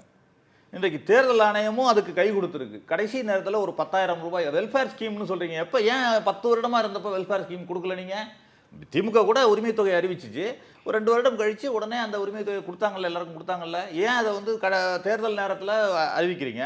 அறிவிச்சு கொடுத்த பிறகு தேர்தல் நடத்தை விதிமுறைகள் வெளிவந்த பிறகு, கோட் ஆஃப் கான்டக்ட் வந்ததுக்கு அப்புறம் கூட, கோட் ஆஃப் கான்டக்ட் வந்த பிறகு கூட அதை எப்படி தேர்தல் ஆணையம் அலோவ் பண்ணுது? நீங்கள் அதைத்தானே எல்லாவற்றையும் பேசிக்காக நீங்கள் பார்க்கணும் தேர்தல் நடைமுறையில். அதாவது ஒரு லெவல் பிளேயிங் ஃபீல்டை வந்து தேர்தல் ஆணையம் உருவாக்கலை. எல்லா கட்சிக்கும் ஒரு சமமான வாய்ப்பு கொடுக்கணும்ல, எல்லாவற்றுக்கும். அந்த சமமான வாய்ப்பு இருந்துச்சா அப்படின்னு கேட்டால் இல்லை. அதுதான் கொஸ்டின் மார்க். அங்கே நீங்கள் மகாராஷ்டிராலேருந்து ஒரு நிறையா தேர்தலில் பார்த்துட்டு இருக்கோம். மகாராஷ்டிராவில் தேர்தல் நடக்குது, இதே தான் செய்தார்கள். மகளிருக்கான அவங்க 4 மாநில தேர்தலோடு சேர்த்து மகாராஷ்டிரா வைத்திருக்கணும். 3 மாநிலம் 4வது மாநிலமாக இதை சேர்த்து வச்சிருக்கணும். ஹரியானா, ஜம்மு காஷ்மீரோட சேர்த்து வைக்கப்பட வேண்டிய தேர்தலை 1 மாதம் தள்ளி வச்சாங்க. காரணம் என்ன? 100 திட்டங்கள் அறிவிச்சாங்கங்க. குறைந்தபட்சம் 100 திட்டங்களை அந்த 1 மாதத்தில் அறிவித்தாங்க. 1500 ரூபா உதவித்தொகைன்னு மகளிருக்கு அறிவித்து இறந்து போனவர்களின் வங்கி கணக்கில் எல்லாம் செலுத்தப்பட்டது குளறுபடியோடு. அதெல்லாம் பார்த்தோம். அதை அலோவ் பண்ணிச்சு. இன்னொன்று, இந்த தலைமை தேர்தல் ஆணையராக இருக்கும் ஞானேஸ்வர் குமார், அவருக்கு மிகச்சிறந்த பாராட்ட தெரிவிக்கணும். இந்த தேர்தலை சிறப்பாக நடத்தினதுக்காக இல்லை, பாஜகவை வெற்றி பெற வைத்ததுக்காக பாராட்ட தெரிவிக்கணும். நீங்கள் அவருடைய பேக்ரவுண்ட் ஒரே ஒரு பேக்ரவுண்ட் சொன்னால், மகாராஷ்டிரா தேர்தல் நடக்குது, அவர் வந்து அமித்ஷாவினுடைய கீழ் வரும் கூட்டுறவுத்துறையினுடைய செயலாளராக இருக்கிறார். அப்பொழுது இருக்கும் பொழுது மகாராஷ்டிரா தேர்தலின் பொழுது சர்க்கரை ஆலை அதிபர்களுக்கு ஒரு பிரச்சனை. அந்த சர்க்கரை ஆலை அதிபர்கள்லாம் பார்த்தீங்கன்னா, சர்க்கரை ஆலை அதிபர்கள் ஃபுல்லாக சரத்பவாரனுடைய கட்சியினுடைய ஆதரவாளர்களாக இருந்த அது ஒரு பெரிய லாபி. அங்கே இருக்கிறதுல ஒரு லாபி. அங்கே வந்து ஒரு பிரச்சனை வந்த பொழுது இவர் தலையிட்டு ஞானேஸ்வர் குமார் நேராக சென்று அந்த கூட்டுறவுத்துறையில் இருந்த ஃபண்டெல்லாம் பிரித்து எல்லோருக்கும் வழங்குறாரு. அங்கே பெரிய எதிர்ப்புகளுக்கெல்லாம் இடையில அதை வழங்குறாரு. வழங்கினதுனால என்னாச்சுன்னா, அஜித் பவார் அங்கிருந்து பிரிக்கப்படுகிறார். பிரித்து அவருக்கு அந்த சர்க்கரை ஆலை அதிபர்கள்லாம் உதவுறாங்க. இதற்கு பலனாக ஞானேஸ்வர் குமார் இங்கு இப்படி அமர்த்தப்பட்டிருக்கார். அவர் எப்படி நீங்கள் நேர்மையாக செயல்படுவார் நம்ம எதிர்பார்க்க முடியும்னு தெரியல. அப்படிப்பட்ட நபர் தான் இன்றைக்கு அங்கு அமர்ந்திருக்கிறார். அது மாதிரி ஒவ்வொரு ஜனநாயக அமைப்பாக சிதைத்து கொண்டு நீங்கள் தேர்தல் நடத்துகிறோம்னா, நீங்கள் ஹிட்லர் கூட தேர்தல் நடத்தி தான் ஆட்சிக்கு வந்தார். ராஜபக்சே கூட தேர்தல் நடத்தி தான் ஆட்சிக்கு வந்தார். முதல் தடவை கொஞ்சம் அதிகமாக வந்தார், அதுக்கு அடுத்த தடவை இன்னும் உதவ வந்தார். ஆனால் ஸ்ரீலங்கா மாதிரி, நேபாள் மாதிரி, பங்களாதேஷ் மாதிரி புரட்சி ஏற்படுமான்னா இந்தியாவில் ஏற்படாது. அது எப்படி மக்கள் புரட்சி ஏற்படும்னா மௌன புரட்சி தான். நம்முடைய இந்தியாவை பொறுத்தவரை நீங்கள் கொஞ்சம் கொஞ்சமாகத்தான் அவர்களிடம் கொண்டு செல்ல வேண்டும். நாங்கள் வந்து கோர்ட்டில் வழக்கு இருக்குது. இன்றைக்கி எஸ்ஐஆரை பற்றி பேசிகிட்டு இருக்கோம், வாக்கு திருட்டை பற்றி இல்லை. எனக்கு தெரிய இந்த மகாபந்தன் செய்த தவறுகள்னு நம்ம இப்போ அதை தான் வந்து கார்கே இருக்குது. நான் இல்லை என்று சொல்லலை. காங்கிரஸ் கட்சியினுடைய தலைவர் கார்கே சொல்லியிருக்காரு இல்லையா, நாங்கள் எங்கள் தவறுகளை வந்து நாங்கள் பரிசீலிப்போம். கண்டிப்பாக ஒவ்வொரு என்ன தவறை நீங்கள் பார்க்குறீங்க? 2-3 செய்திகள் சொல்லணும். அது என்னன்னா, ஒன்று வந்து கடைசி வரை அந்த தொகுதி பங்கீட்டில் கொஞ்சம் இழுபறி ஏற்பட்டது. முதலமைச்சர் வேட்பாளரே தேர்தலுக்கு 2 நாளுக்கு முன்பாக அதுக்குமே காரணம் இருக்கிறது. நீங்கள் ஜாதி ரீதியாக ஓட்டுகள் பிரிகிறதுன்னு சொன்னேன். இப்போ என்ன மோடி சொல்றாரு, முஸ்லீம் யாதவை நம்பி நின்றார்கள்னு சொல்றாரு. அது எதனால் குறிப்பிடுறாரு? நீங்கள் அந்த தேஜஸ்வி யாதவை அறிவிப்பதற்கும் சில கொஞ்சம் தயக்கம் இருந்ததற்கு அதுவும் ஒரு காரணமாக இருக்கலாம்னு நான் நினைக்கிறேன். ஏனென்றால் ராகுல் காந்தி முயற்சியில் தான் அந்த ஃபிஷர்மேன் லீடரை வந்து உள்ளே கொண்டு வரப்பட்டார். விஐபி கட்சி வந்து என்டிஏலேருந்து இங்கே வந்ததுக்கு காரணமே ராகுல் காந்தி, அவருடைய முயற்சி. அவர் போய் அங்கே அந்த ஃபிஷர்மேனோட கலந்துரையாடுறாரு. அங்கே குதித்து மீன் பிடித்து எல்லாம் அந்த வேலையெல்லாம் அந்த அளவிற்கு இறங்கி அவர் செய்கிறார். அவருடைய பாதுகாப்பு வளையங்களை மீறி அவருடைய உயிரை கூட பொருட்படுத்தாமல் அவர் அந்த இறங்கி பிரச்சாரத்தை ஈடுபடுறாரு. அந்த அளவிற்கு ஒவ்வொரு சமுதாயத்தையும் கொண்டு வந்து சேர்க்கின்ற முயற்சியை ராகுல் காந்தி ஈடுபட்டார் என்பதை நம்ம மறந்துடுறோம் சில சமயங்களில். அவர் செய்கிற செயல்பாடுகள் வந்து இந்த தோல்வியில் அடிபட்டு போயிடுதுங்கிறது ஒரு துரதிருஷ்டவசமான விஷயம் தான். ஏன்னா வெற்றி தோல்வி என்பது முக்கியம். கடைசியில் அதைத்தான் நம்ம சொல்கிறோம். கடைசியாக வெற்றி பெற்றோம்னா அது மற்றதெல்லாம் மறந்துடும். நீங்கள் சொல்லுவாங்க, வெற்றி பெற்றால் விடாமுயற்சின்னு, தோல்வி அடைஞ்சால் வீண் முயற்சின்னு சொல்லுவாங்க. ஒரு பழமொழி சொல்லுவாங்க. அதைத்தான் நம்ம இங்கே கொண்டு வரோம். எல்லா சுமையையும் அவர் சுமக்கிறார். கடைசியில் ராகுல் காந்தி சுமக்கிறத நம்ம பார்க்குறோம். இங்கே கூட தோழர் சொன்னார், ராகுல் காந்தி அவர்களை திமுக தான் அவரை பிரதமர் வேட்பாளராக அறிவித்தது. இன்றைக்கு வரைக்கும் நாங்கள் அதற்கு நன்றிக்கடனாக சொல்லிக் கொண்டிருக்கிறோம். யாரும் வந்து அதை மறுக்கலை. ஏனென்றால் காங்கிரஸ் கட்சியுடைய வரலாறு என்னன்னா, யாரையும் பிரதமர் வேட்பாளராக அறிவிப்பதில்லை. இப்போ தேர்தலுக்கு முன்பு அவர்தான்ன்றது தெரியும், அந்த முகம்தான் என்பது. வந்தால் வேறு யாரும் வரப்போ கார்கே வரப்போகிறாங்க. இன்றைக்கி வந்து காங்கிரஸ் வெற்றி பெறுதுன்னா கார்கே பிரதமர் வரப்போகிறாரு இல்லை. ஆனால் அது ஒரு ப்ரொசீஜர் வச்சுருக்காங்க. என்னென்னா, தேர்தலுக்கு பிறகு பாராளுமன்ற உறுப்பினர்கள் தான் கூடி தேர்ந்தெடுப்பது என்பதில். ஆனாலும் இன்றைக்கு மு.க. ஸ்டாலின் அவர்கள் வந்து இங்கு கூப்பிட்டு அவரை பிரதமர் வேட்பாளராக இந்தியாவிலேயே முதலாக அறிவித்தது அவர்தான் என்பதை நம்ம மறுக்கவே முடியாது. ஆனாலும் அந்த வெற்றி மொமெண்டமும் கிடைச்சதுக்கு அதுவும் ஒரு காரணமாக இருக்கலாம். ஏன்னா இங்கே இருக்கிற மூட் ஆஃப் தி பீப்புள் இருக்குல்ல. இன்றைக்கி தமிழ்நாட்டை பொறுத்த வரைக்கும் எடுத்துக்கிட்டிங்கன்னா, நீங்கள் காங்கிரஸ் சில சமயங்களில் நானும் கூட சொல்லுவேன், கேடர் பேஸ்டு பார்ட்டி கிடையாது, லீடர் பேஸ்டு பார்ட்டின்னு சில பேர் சொல்லுவாங்க. ஆனால் ஓட் பேங்க் உள்ள பார்ட்டி. நீங்கள் வந்து ஓட் பேங்க்ன்றது தனி, கேடர்ன்றது தனி, லீடர்ஸ்ன்றது தனி. இப்படி உள்ள பார்ட்டி. நீங்கள் காங்கிரஸை பொறுத்த வரைக்கும் தமிழ்நாட்டை எடுத்துக்கிட்டிங்கன்னா, எந்த கட்சியோடு கூட்டணி சேர்க்கிறதோ அதுக்கு ஒரு ஆடானாக தான் இருக்கும். நீங்கள் சுமையாக இருக்காது. நீங்கள் பிஜேபி எடுத்துக்கிட்டிங்கன்னா, எந்த கட்சியோடு சேர்ந்தாலும் தோல்வி அடையும்னு இன்றைக்கி சொல்லிகிட்டு இருக்கோம். நீங்கள் அதிமுகவோடு சேர்ந்தால் அதிமுக தோல்வி அடையுது, அல்லது அவருடைய வாக்கு வங்கி வீழ்ச்சி அடையும். ஆனால் காங்கிரஸ் கட்சியை பொறுத்தவரை எந்த கட்சியோடு கூட்டணி சேர்க்கிறதோ அந்த கட்சிக்கு ஆடான் தான் இது வரைக்கும் எல்லா இடங்களிலும் நடந்திருக்கிறது. தமிழ்நாடு அது வந்து குறிப்பிடத்தக்க வகையில் சொல்லலாம். ஏன்னா நேரு, இந்திரா காந்தி, ராஜீவ்காந்தி இவர்களுடைய குடும்பத்தின் மீதும் காங்கிரஸ் மீதும் பற்றுள்ள மக்கள் வந்து இன்றைக்கும் கிராம அளவில் இருக்காங்க. அதை புரிந்து கொண்டு தான் இன்றைக்கி தமிழ்நாட்டை பொறுத்த வரைக்கும் காங்கிரஸ் வரக்கூடிய தேர்தல்களில் என்ன மாதிரியான கண்டிப்பாக இன்றைக்கி தமிழ்நாட்டை பொறுத்த வரைக்கும் ஒரு புரிஞ்சுக்கிட்டு என்ன பண்ணுறோம்னா, காங்கிரஸில் கிராமங்கள் அளவில் எங்களுடைய கட்சி வீக்காக இருக்கிறது என்பதை புரிந்து கொண்டு இருக்கிறோம். அதை புரிந்து கொண்டு தான் ஒரு கிராம சீரமைப்பு கமிட்டின்னு ஒரு குழுவே போட்டு கிராம அளவில் சீரமைப்பு செய்ய வேண்டும். கமிட்டி அமைச்ச பிறகு தான் நீங்கள் ஸ்டேட் லீடரே போடணுன்ட்டாங்க. இப்போ சொன்னதே என்னென்னா, நீங்கள் ஸ்டேட்டில் தான் முன்னாடியெல்லாம் கமிட்டியெல்லாம் போடுவாங்க. குழு போடுறதே நிர்வாகிகள் போடுறது, ஒரு மாநில தலைவர் மாற்றப்பட்டவுடன் மாநில அளவில் நிர்வாகிகள் போடுவாங்க. அப்புறம் மாவட்ட தலைவர்கள் போடுவாங்க, அப்புறம் இப்போ கிராம அளவில் நீங்கள் கமிட்டியில் போட்டுக்கிட்டு வாங்கன்னு சொல்லியிருக்காங்க. அப்படித்தான் போட்டுக்கிட்டு இருக்கிறோம். இன்றைக்கி எல்லா இடங்களிலுமே என்ன பண்ணுறாங்கன்னா, பல இது இந்தியாவில் மாநிலம் இப்போ ராஜஸ்தான் போன்ற மாநிலங்கள்லாம் கூட என்ன செய்திருக்காங்கன்னா, மாவட்ட தலைவர்களை நியமிப்பதற்கு கூட ஒரு சென்ட்ரல்லேருந்து ஒரு குழு போடுறாங்க. போட்டு மாவட்ட தலைவர்கள் அங்கே கட்சியினர்கிட்ட கருத்து கேட்டு நீங்கள் மாவட்ட தலைவரை நியமிக்கணும் அப்படின்னு சொல்லி இங்கேயுமே ஒரு 38 ரெவன்யூ டிஸ்ட்ரிக்ட்டுக்கும் ஒரு குழு போட்டு அவங்க வந்து கருத்துக்களை கேட்டு அதன்படி மாவட்ட தலைவர்கள் நியமனம் செய்ய வேண்டும் அப்படின்லாம் செஞ்சுருக்காங்க. கண்டிப்பாக ரெட்ரோஸ்பெக்ட் செய்வோம். அதாவது ஆய்வு செய்து ஒரு தோல்வி என்பது வெறும் வெற்றிக்கான ஒரு படியாகத்தான் நம்ம பார்க்கணும். அந்த தோல்வியில் என்னென்ன பாடங்கள் இருக்கின்றன அதையெல்லாம் கற்றுக்கொண்டு தான் மேலே வரணுங்கிறத காங்கிரஸ் கட்சி உணர்ந்து இருக்கிறது. கண்டிப்பாக மீண்டும் எழுச்சி பெறுவோம், கண்டிப்பாக மக்கள் நம்பிக்கையை பெற்று ஜனநாயகத்தில் வெற்றி பெறுவோம் என்ற நம்பிக்கை எங்களுக்கு இருக்கிறது. அடுத்த விடுதலை சிறுத்தைகள் கட்சியினுடைய மாநில துணை பொதுச் செயலாளர் திரு வன்னியரசு அவர்கள். சார், அதாவது இந்த பீகார் தேர்தலுங்கிறது வந்து ஒரு தமிழ்நாட்டில் அமைந்த கூட்டணி மாதிரியான ஒரு பல்வேறு கட்சிகளை இணைத்து அமைக்கப்பட்ட ஒரு கூட்டணி. அவர்களுடைய நோக்கமே வந்து அங்கே பாஜக துணையுடன் இருக்கக்கூடிய ஆட்சியை வீழ்த்துவது தான் அப்படிங்கிறது தான் பண்ணாங்க. 21 இங்கே என்ன நடந்ததோ அதுதான் அங்கே நடக்கும்னு எல்லாரும் எதிர்பார்த்துட்டு இருந்தோம். ஆனால் ஒரு ரிசல்ட் வந்திருக்கு. நம்ம எதிர்பார்க்காத ரிசல்ட், மிகப்பெரிய ஒரு வெற்றியை வந்து பாஜக கூட்டணி பெற்றிருக்குது. உங்களுடைய பார்வை என்ன சார்? அதாவது திராவிட இயக்கம் 100ஆண்டு விழாவை இப்போ கொண்டாடிக்கிட்டு இருக்கு. அது வெற்றி விழாவாக எல்லா இடங்கள்லையுமே வந்து அதோட பண்பாட்டு விழாவாக, அரசியல் விழாவாக, அரசியல் தொடர்பாக நம்ம வந்து எல்லா இடங்களையும் பண்ணிகிட்ருக்குறாங்க. அதே போல் ஆர்எஸ்எஸ் தன்னுடைய 100ஆண்டு விழாவையும் அவங்க வந்து இந்தியா முழுக்க முன்னெடுத்துட்டு வர்றாங்க. அப்போ ஆர்எஸ்எஸ்னுடைய கோட்பாடு அப்படிங்கிறது சனாதன கோட்பாடு. புரட்சியாளர் அம்பேத்கர் யாத்து கொடுத்த இந்த அரசியலமைப்பு சட்டம் அப்படிங்கிறது மதச்சார்பற்ற சட்டம். அங்கே சிறுபான்மையினர்களுக்கு பாதுகாப்பு அப்படிங்கிறது ரொம்ப முக்கியமானது. இஸ்லாமியர்கள், கிறிஸ்தவர்கள் இவர்கள் வந்து பாதுகாக்கப்படணும் அப்படிங்கிறதுல ரொம்ப முக்கியமான ஒரு அரசியலமைப்பு சட்டத்தில் அவர் வந்து இது மதச்சார்பற்ற நாட்டில் வந்து அவர் கொடுக்குறாரு. ஆனால் ஆர்எஸ்எஸ்னுடைய அஜெண்டா அப்படிங்கிறது வந்து இது வந்து இந்து ராஷ்டிரமாக மாற்றணும். ஒரே நாடு ஒரே மொழி. ஒரே மொழி அப்படிங்கிறது இந்தி தான். ஒரே நாடு அப்படிங்கிறது இந்து ராஷ்டிரம் தான். ஒரே சட்டம் சனாதன சட்டம் தான். அப்படிங்கிறது எந்த மாற்று கருத்தும் இல்லை. அதை நோக்கி தான் அவங்க நகர்றாங்க. இப்போ இந்து பெரும்பான்மைவாதத்தை நிலைநிறுத்துவதற்கு அவர்கள் வந்து எல்லாவற்றையும், அதாவது தன்னாட்சி பெற்ற அத்தனை நிறுவனங்களையும் பாஜக அல்லது ஆர்எஸ்எஸ்னுடைய கூலிப்படைகளாக மாற்றி வருகிறது அப்படிங்கிறது நாங்கள் தொடர்ந்து ஒரு குற்றச்சாட்டுகளாக சொல்லிகிட்டு இருக்கோம்.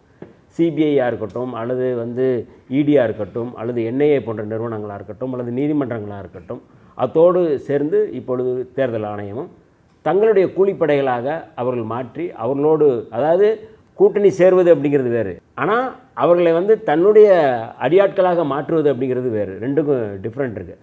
அப்படி தான் இந்த ஜனநாயக அமைப்புகளை அவங்க வந்து மாற்றி இந்த தேர்தல் வழிமுறையாக அவர்கள் வந்து இந்த நாட்டை வந்து இந்து ராஷ்டிரமாக, பெரும்பான்மை மதத்தை இங்கே நிலைநிறுத்துவதற்கு அவங்க முயற்சி செய்கிறாங்க. எனக்கு அவர் மரியாதைக்குரிய சந்திரசேகர் அவர்கள் பேசுனதில் எனக்கு ரொம்ப பெரும் வருத்தம் என்னென்னா, ஓவைசி போன்ற அமைப்பு அல்லது அந்த தலைவர் அவங்க அமைப்பையும் இந்து பெரும்பான்மைவாதத்தின் மூலமாக இந்து கொடுங்கோன்மையை நிலைநிறுத்துகின்ற, மாட்டுக்கறி வச்சுருந்தா வந்து அடித்து கொள்கின்ற, குஜராத்தில் கடந்த 2023 வந்து 400 கிலோ மாட்டுக்கறி வச்சுருந்ததாக சொல்லி 4 பேரை கைது செய்து அவர்களுக்கு ஆயுள் தண்டனை கொடுத்துருக்குறாங்க. அது மட்டும் இல்லாமல் வந்து உடை மூலமாக அவர்களை அடையாளம் காணுங்கள்னு சொல்லி மோடி சொல்கிறாரு. இங்கே இஸ்லாமியர்களுக்கு பாதுகாப்பு இல்லை, தலித்துகளுக்கு பாதுகாப்பு இல்லை, பழங்குடியினர்களுக்கு பாதுகாப்பு இல்லை. அவர்கள் நிலைநிறுத்த முயற்சி செய்வது அப்படின்னு கோட்சேவினுடைய அந்த அரசியல், அந்த இந்து ராஷ்டிரத்தை கொண்டு வந்துட்டு இருக்கிற சூழலில் தங்களுடைய பாதுகாப்புக்கு ஒரு அமைப்பை தொடங்குவது, பெரும்பான்மைவாதத்தை, பெரும்பான்மை மக்களுடைய அரசியலை வந்து நீங்கள் வந்து பார்ப்பனிய அரசியலோடு சேர்த்து அவர்கள் வந்து முன்வைப்பது அப்படிங்கிறது வேறாக இருக்கிறது. இப்போ இந்து அப்படிங்கிறது தலித்துகள் இந்துக்கள் இல்லைன்னு சொல்லி அம்பேத்கர் சொல்லியிருக்கிறாரு. ஆனால் அவர்களையும் அந்த பெரும்பான்மைவாதத்துக்குள்ளே தான் நிலைநிறுத்த முயற்சி செய்கிறாங்க. நாங்கள் அதற்கு எதிராக போராடுறோம். அப்போ ஓவைசி போன்றவர்கள் வந்து தங்களுடைய பாதுகாப்பை, தங்களுடைய மக்களுடைய, தங்களுடைய உரிமைகளை, தங்களுடைய வந்து அடையாளத்தை பாதுகாப்பதற்கு அவர்கள் இருப்பதையும் சேர்த்து ரெண்டையும் பிஜேபியும் அவர்களையும் ஒன்றா பார்க்குற அந்த பார்வை இருக்குல்ல, அதான் ராகுல் காந்தி சொன்னார், காங்கிரஸில் இருக்கிற ஆர்எஸ்எஸ்காரங்க கூட வெளியேறுங்கன்னாரு. இந்த மைண்ட் செட் இருக்குல்ல, இது ரொம்ப ஆபத்தான மைண்ட் செட். நான் ரொம்ப அவர் சந்திரசேகர் அண்ணன் பேசுனது வந்து ரொம்ப, ஏன்னா இன்றைக்கி தமிழ்நாட்டில் இஸ்லாமியர்கள் எல்லா அமைப்புகளையும் ஒருங்கிணைச்சி தான் வந்து மாண்புமிகு முதல்வர் அவர்கள் வந்து இந்த வெற்றியை வந்து கொண்டு வர்றாரு. ஒரு இஸ்லாமிய அமைப்பு கூட வெளியில் போகக்கூடாதுன்னு நினைக்கிறாரு. எஸ்டிபிஐ மீது கூட அந்த மாதிரியான ஒரு முத்திரை குத்துனாங்க. ஆனால் கடந்த முறை அவங்க அதிமுகவுக்கு போய் கூட்டணி வச்சாங்க. இந்த முறையும் வந்து அவங்க வந்து திமுகவோட தான் பேசிகிட்டு இருக்கிறாங்க. ஏன் இதை நம்ம சொல்கிறோம்னா, ஒரு பெரும்பான்மைவாதத்துடைய அந்த அரசியலை முறியடிக்கணும் அப்படின்னா எல்லோருடைய இன்க்ளூசிவ் பாலிடிக்ஸ் தான் நமக்கு தேவை. அந்த இன்க்ளூசிவ் ரொம்ப முக்கியமானதை நான் வந்து பார்க்குறேன். ஆக பீகாரில் நடந்த இந்த தேர்தலில் இந்த பின்னணியிலேருந்து நீங்கள் பார்க்க வேண்டிய தேவை இருக்குது. அதாவது முதல்ல மத ரீதியாக எல்லாத்தையும் வந்து உடைச்சிடுறாங்க, பிரிச்சிடுறாங்க. இஸ்லாமியர் வெறுப்பு எல்லாத்தையும் வந்து அவங்க வந்து அந்த வெறுப்பின் அடிப்படையில் வந்து இந்துக்களை வந்து ஒருங்கிணைக்கணும் அப்படிங்கிற அடிப்படையில் தான் வந்து அங்கே வந்து கொண்டு வராங்க. தேர்தல் ஆணையம், தேர்தல் உத்தி அது தனியாக வைங்க. அங்கே அந்த ஸ்ட்ராட்டஜி எப்படி பண்ணியிருக்கிறாங்க அப்படிங்கிறது ரொம்ப ஆபத்தான விஷயமாக பார்க்குறேன் நான். கடந்த முறை வந்து காங்கிரஸ் வந்து அதாவது முஸ்லீம்களுக்கு கொடுத்த இடம் வந்து தேசிய ஜனநாயக கூட்டணி, அதாவது பிஜேபி கூட்டணி போன முறை கொடுத்தது வந்து 14 இடம், இப்போ 4 இடம் தான் கொடுத்தாங்க. ஆர்ஜேடி வந்து இந்த முறை 18 கொடுத்துருக்காங்க, காங்கிரஸ் 10 கொடுத்துருக்குறாங்க.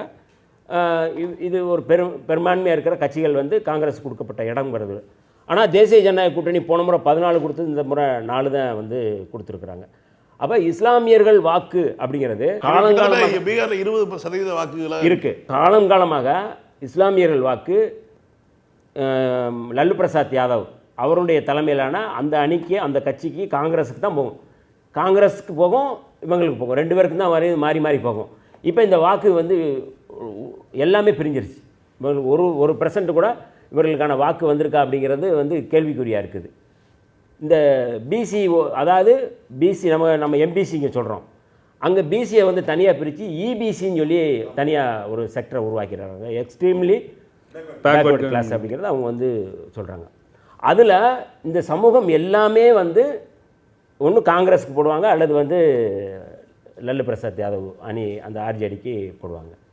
இப்போ இவங்க என்ன பண்ணியிருக்காங்க, இந்த இபிசியை குறிப்பாக வந்து அந்த சமூகத்தில், அதாவது பிசியில் வந்து யாதவர் பெரும்பான்மை, இந்த பெரும்பான்மை அப்படிங்கிறதுக்கு எதிராக அவங்கள இந்த சின்ன சின்ன கம்யூனிட்டியை பூரா தனியாக பிரித்து இவர்களுக்கு எதிராக அவங்க வந்து நிலைநிறுத்தணும் முயற்சி பண்ணி, அதில் ரொம்ப முக்கியமான கம்யூனிட்டி வந்து பின்ட்டுன்னு ஒரு சமூகம், மல்லாங்கிற ஒரு சமூகம், லோகர், கேவாத், லோனியா, கும்கார், இந்த சமூகம் பூரா இப்போ வந்து ஆந்திராவில் வந்து காப்புன்னு ஒரு சமூகம் இருக்குது, அதுதான் பவன் கல்யாணுடைய சமூகம். அதை தனியாக வந்து பிரிக்கிறது, அதெல்லாம் காங்கிரஸுக்கு வந்த வாக்குகள், அதை தனியாக பிரிச்சாங்க. கொண்டு போய் காங்கிரஸில் தான் இணைத்தார் அதை. ஆனால் இன்றைக்கி வந்து பவன் கல்யாணம் மட்டும் தனியாக பிரித்து அந்த காப்புவை வந்து அவங்க கொண்டு வந்து துணை முதல்வர் ஆக்கினாங்க. இது ரொம்ப ஸ்ட்ராட்டஜிக்கலாக வந்து சாதி ரீதியாக சாதிகளை குழுக்களாக பிரிக்கிறது, மத ரீதியாக மத வெறுப்பை வந்து முன் வச்சு இவர்களோட யாரும் சேரக்கூடாது, இவங்களுக்கு அதிகமாக சீட்டு கொடுத்துடக்கூடாது அப்படிங்கிற இடத்த வந்து கொண்டு வர்றது அப்படிங்கிறது ரொம்ப நுட்பமாக நம்ம வந்து பார்க்க வேண்டியது இருக்குது. இப்போ இந்த பின்னணியில் காங்கிரஸ் இந்த பின்னணியில் பீகாரில் நடந்த இந்த தேர்தலில் முழுக்க ஏன்னா நிதிஷ்குமாரும் வந்து யாதவருடைய வாக்குகள் தான் அவருக்கு போகுது, இவங்களுக்கும் அங்கே தான் போகுது. இந்த 2 வாக்குகளுடைய பெரும்பான்மைக்கு எதிராக யாதவர் அல்லாத வாக்குகளை எல்லாத்தையும் ஒருங்கிணைச்சு இந்த வேலையை வந்து அவங்க பண்ணியிருக்கிறாங்க. மத ரீதியாக முஸ்லீம்கள் அல்லாத வாக்குகளை அவங்க வந்து பிரிச்சிருக்கிறாங்க. இது வந்து ஸ்ட்ராட்டஜிக்கலாக வந்து மத ரீதியாகவும் ஜாதி ரீதியாகவும் அவங்க பிரிச்சாயிருது. இப்போ அவங்களுடைய செயல் திட்டங்களில், நலத்திட்டங்களில் அரசு சார்பாக அவங்க வந்து தேர்தல் ஆணையத்தின் மூலமாக அவங்க என்னென்ன பண்ணாங்க அப்படிங்கிறது, அவர்களுக்கு என்ன சாதகமாக இருந்தது, தேர்தல் ஆணையம் அதுக்கு எப்படி உதவுனுச்சு அப்படிங்கிறது ரொம்ப நம்ம வந்து முக்கியமாக பார்க்க வேண்டியிருக்கு. இப்போ 10,000 ரூபா வந்து பெண்களுக்கு 75 லட்சம் பெண்களுக்கு அந்த குடும்பத்தினருக்கு தொழில் முனைவோருக்காக கொடுக்குறாங்க அப்படின்னு சொல்லி அறிவித்து கொடுத்துட்டாங்க. அதற்கு முன்பே வந்து ஒன்றிய அரசு சார்பாக வந்து பிஎம்ஸ்ரீ சார்பாக ஒரு 10,000 ரூபா கொடுக்குறாங்க, அது 20,000 ரூபா போகுது. அது மட்டும் இல்லாமல் இலவச திட்டங்கள் அப்படிங்கிற பேரில் வந்து வரிசையாக நீங்கள் வந்து ஒரு வீட்டுக்கு வந்து 125 யூனிட் மின்சாரம் ஃப்ரீ அவங்க தேர்தல் அறிவிக்கையில் அறிவிச்சிருக்கிறாங்க. அது ஒரு ஃப்ரீ.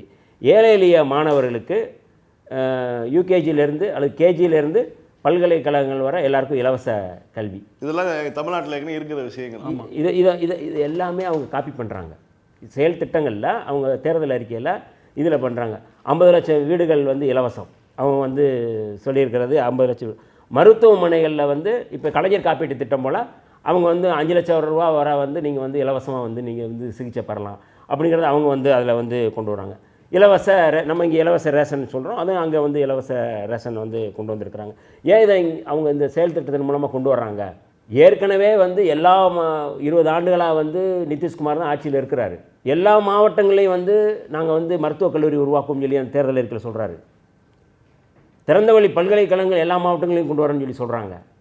இது எல்லாமே மிக முக்கியமாக திமுக அல்லது தமிழ்நாட்டிலேருந்து அவங்க காப்பி பண்ணி பேஸ்ட் பண்ணியிருக்கிறாங்க அப்படிங்கிறது நம்ம வந்து இதில் பார்க்க வேண்டியது இருக்குது இந்த செயல் திட்டங்கள் மூலமாக. இதற்கு தேர்தல் ஆணையம் என்னென்னா தேர்தல் அறிவித்த பிறகும் அந்த நிதி போயிருக்கு. அந்த 10,000 ரூபா போயிருக்கு. வாக்குக்கு பணம் கொடுக்கறதுக்கு பதில் வந்து நம்ம வந்து எல்லாமே வந்து இப்படி கொடுப்போம்னு சொல்லி அவங்க வந்து சட்ட ரீதியாகவே கொடுத்து இது அந்த மாதிரியான ஒரு இது. அப்போ ஒரு அரசு அப்படிங்கிறதுக்கு என்னென்ன வந்து ஒத்துழைப்பு கொடுக்கணுமோ, இந்த வாக்குகளை வந்து கவர்வதற்கு என்னென்ன ஒத்துழைப்பு கொடுக்கணுமோ இந்த ஒத்துழைப்பை வந்து அவங்க வந்து பண்ணியிருக்கிறாங்க. இது வந்து ரொம்ப முக்கியமாக வந்து பார்க்குறேன். கூட்டணி அமைச்சது தொடர்பாக நம்ம வந்து இதில் இருக்கிற பிரச்சனையை நம்ம வந்து பேச வேண்டியது இருக்குது. இப்போ ஓவைசி அப்படிங்கிறத வந்து நீங்கள் வந்து ஏன் சேர்க்கலை? அவங்க வந்து கேட்டதே வந்து குறைவான தொகுதி தான் கேட்டிருக்கிறாங்க. அவர் தானாக முன் வந்து வேற கேட்டார், அறிவிக்கிறாரு, நான் வந்து உங்களோட வந்து சேர்றேன் அப்படின்னு சொல்லி அறிவிக்கிறாரு. ஆனால் நீங்கள் அவங்கள சேர்க்கலை. அவங்க 10 தொகுதியோ 12 தொகுதியிலோ நின்னாங்க. 10ல் நின்று 5 தொகுதி வெற்றி பெற்றுக்கிறாங்க.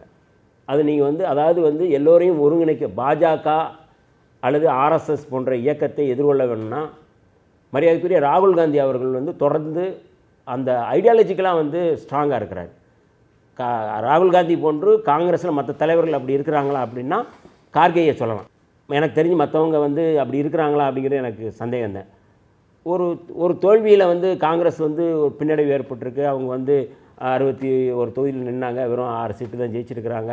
அதனால் காங்கிரஸ் கலைக்கப்படணும் அல்லது காங்கிரஸ் வந்து முற்றிலும் நிராகரிக்கப்படணும் அப்படின்னு எல்லாம் எழுதுகிறாங்க. அதாவது சனாதனிகளும் எழுதுகிறாங்க, தலைமையாக இருக்கிற தோழர்களும் எழுத ஆரம்பிக்கிறாங்க.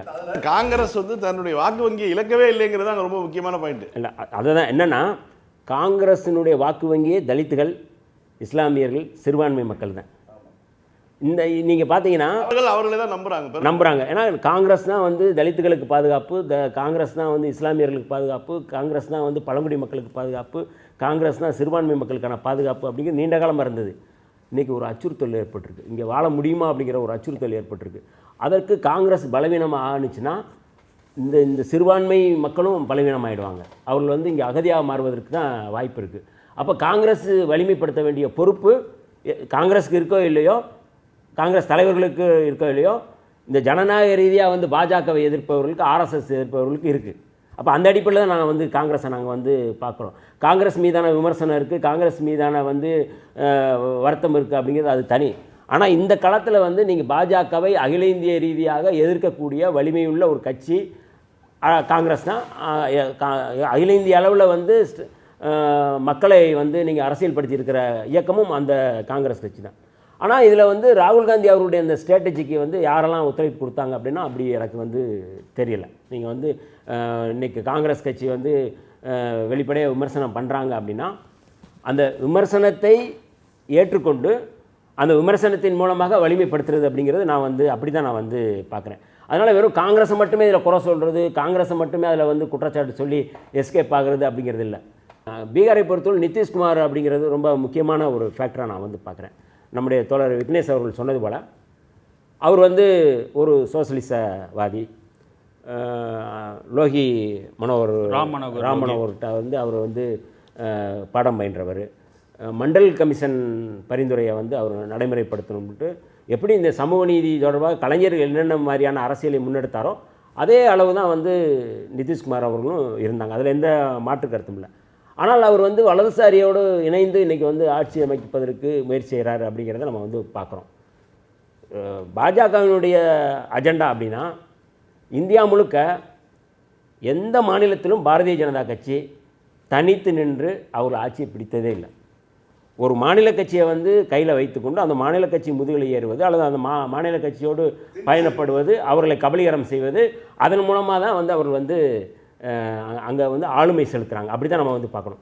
இப்போ அங்கே வந்து நீங்கள் பார்த்தீங்கன்னா பீகாரில் நிதிஷ்குமாரோடு இணைந்து அவர்கள் வந்து செயல்பட்டாங்க. இப்போ இவர்கள் 101, அவர்கள் ஒரு 101 இடங்களில் வந்து நின்னாங்க. இவங்க 89 நினைக்கிறேன், இவ்வளோ தான். ஆனால் நிதிஷ்குமாரை விட வந்து இவங்க அதிகமாக வாங்கியிருக்கிறாங்க. இதுதான் ரொம்ப முக்கியமாக நான் வந்து பார்க்குறேன்.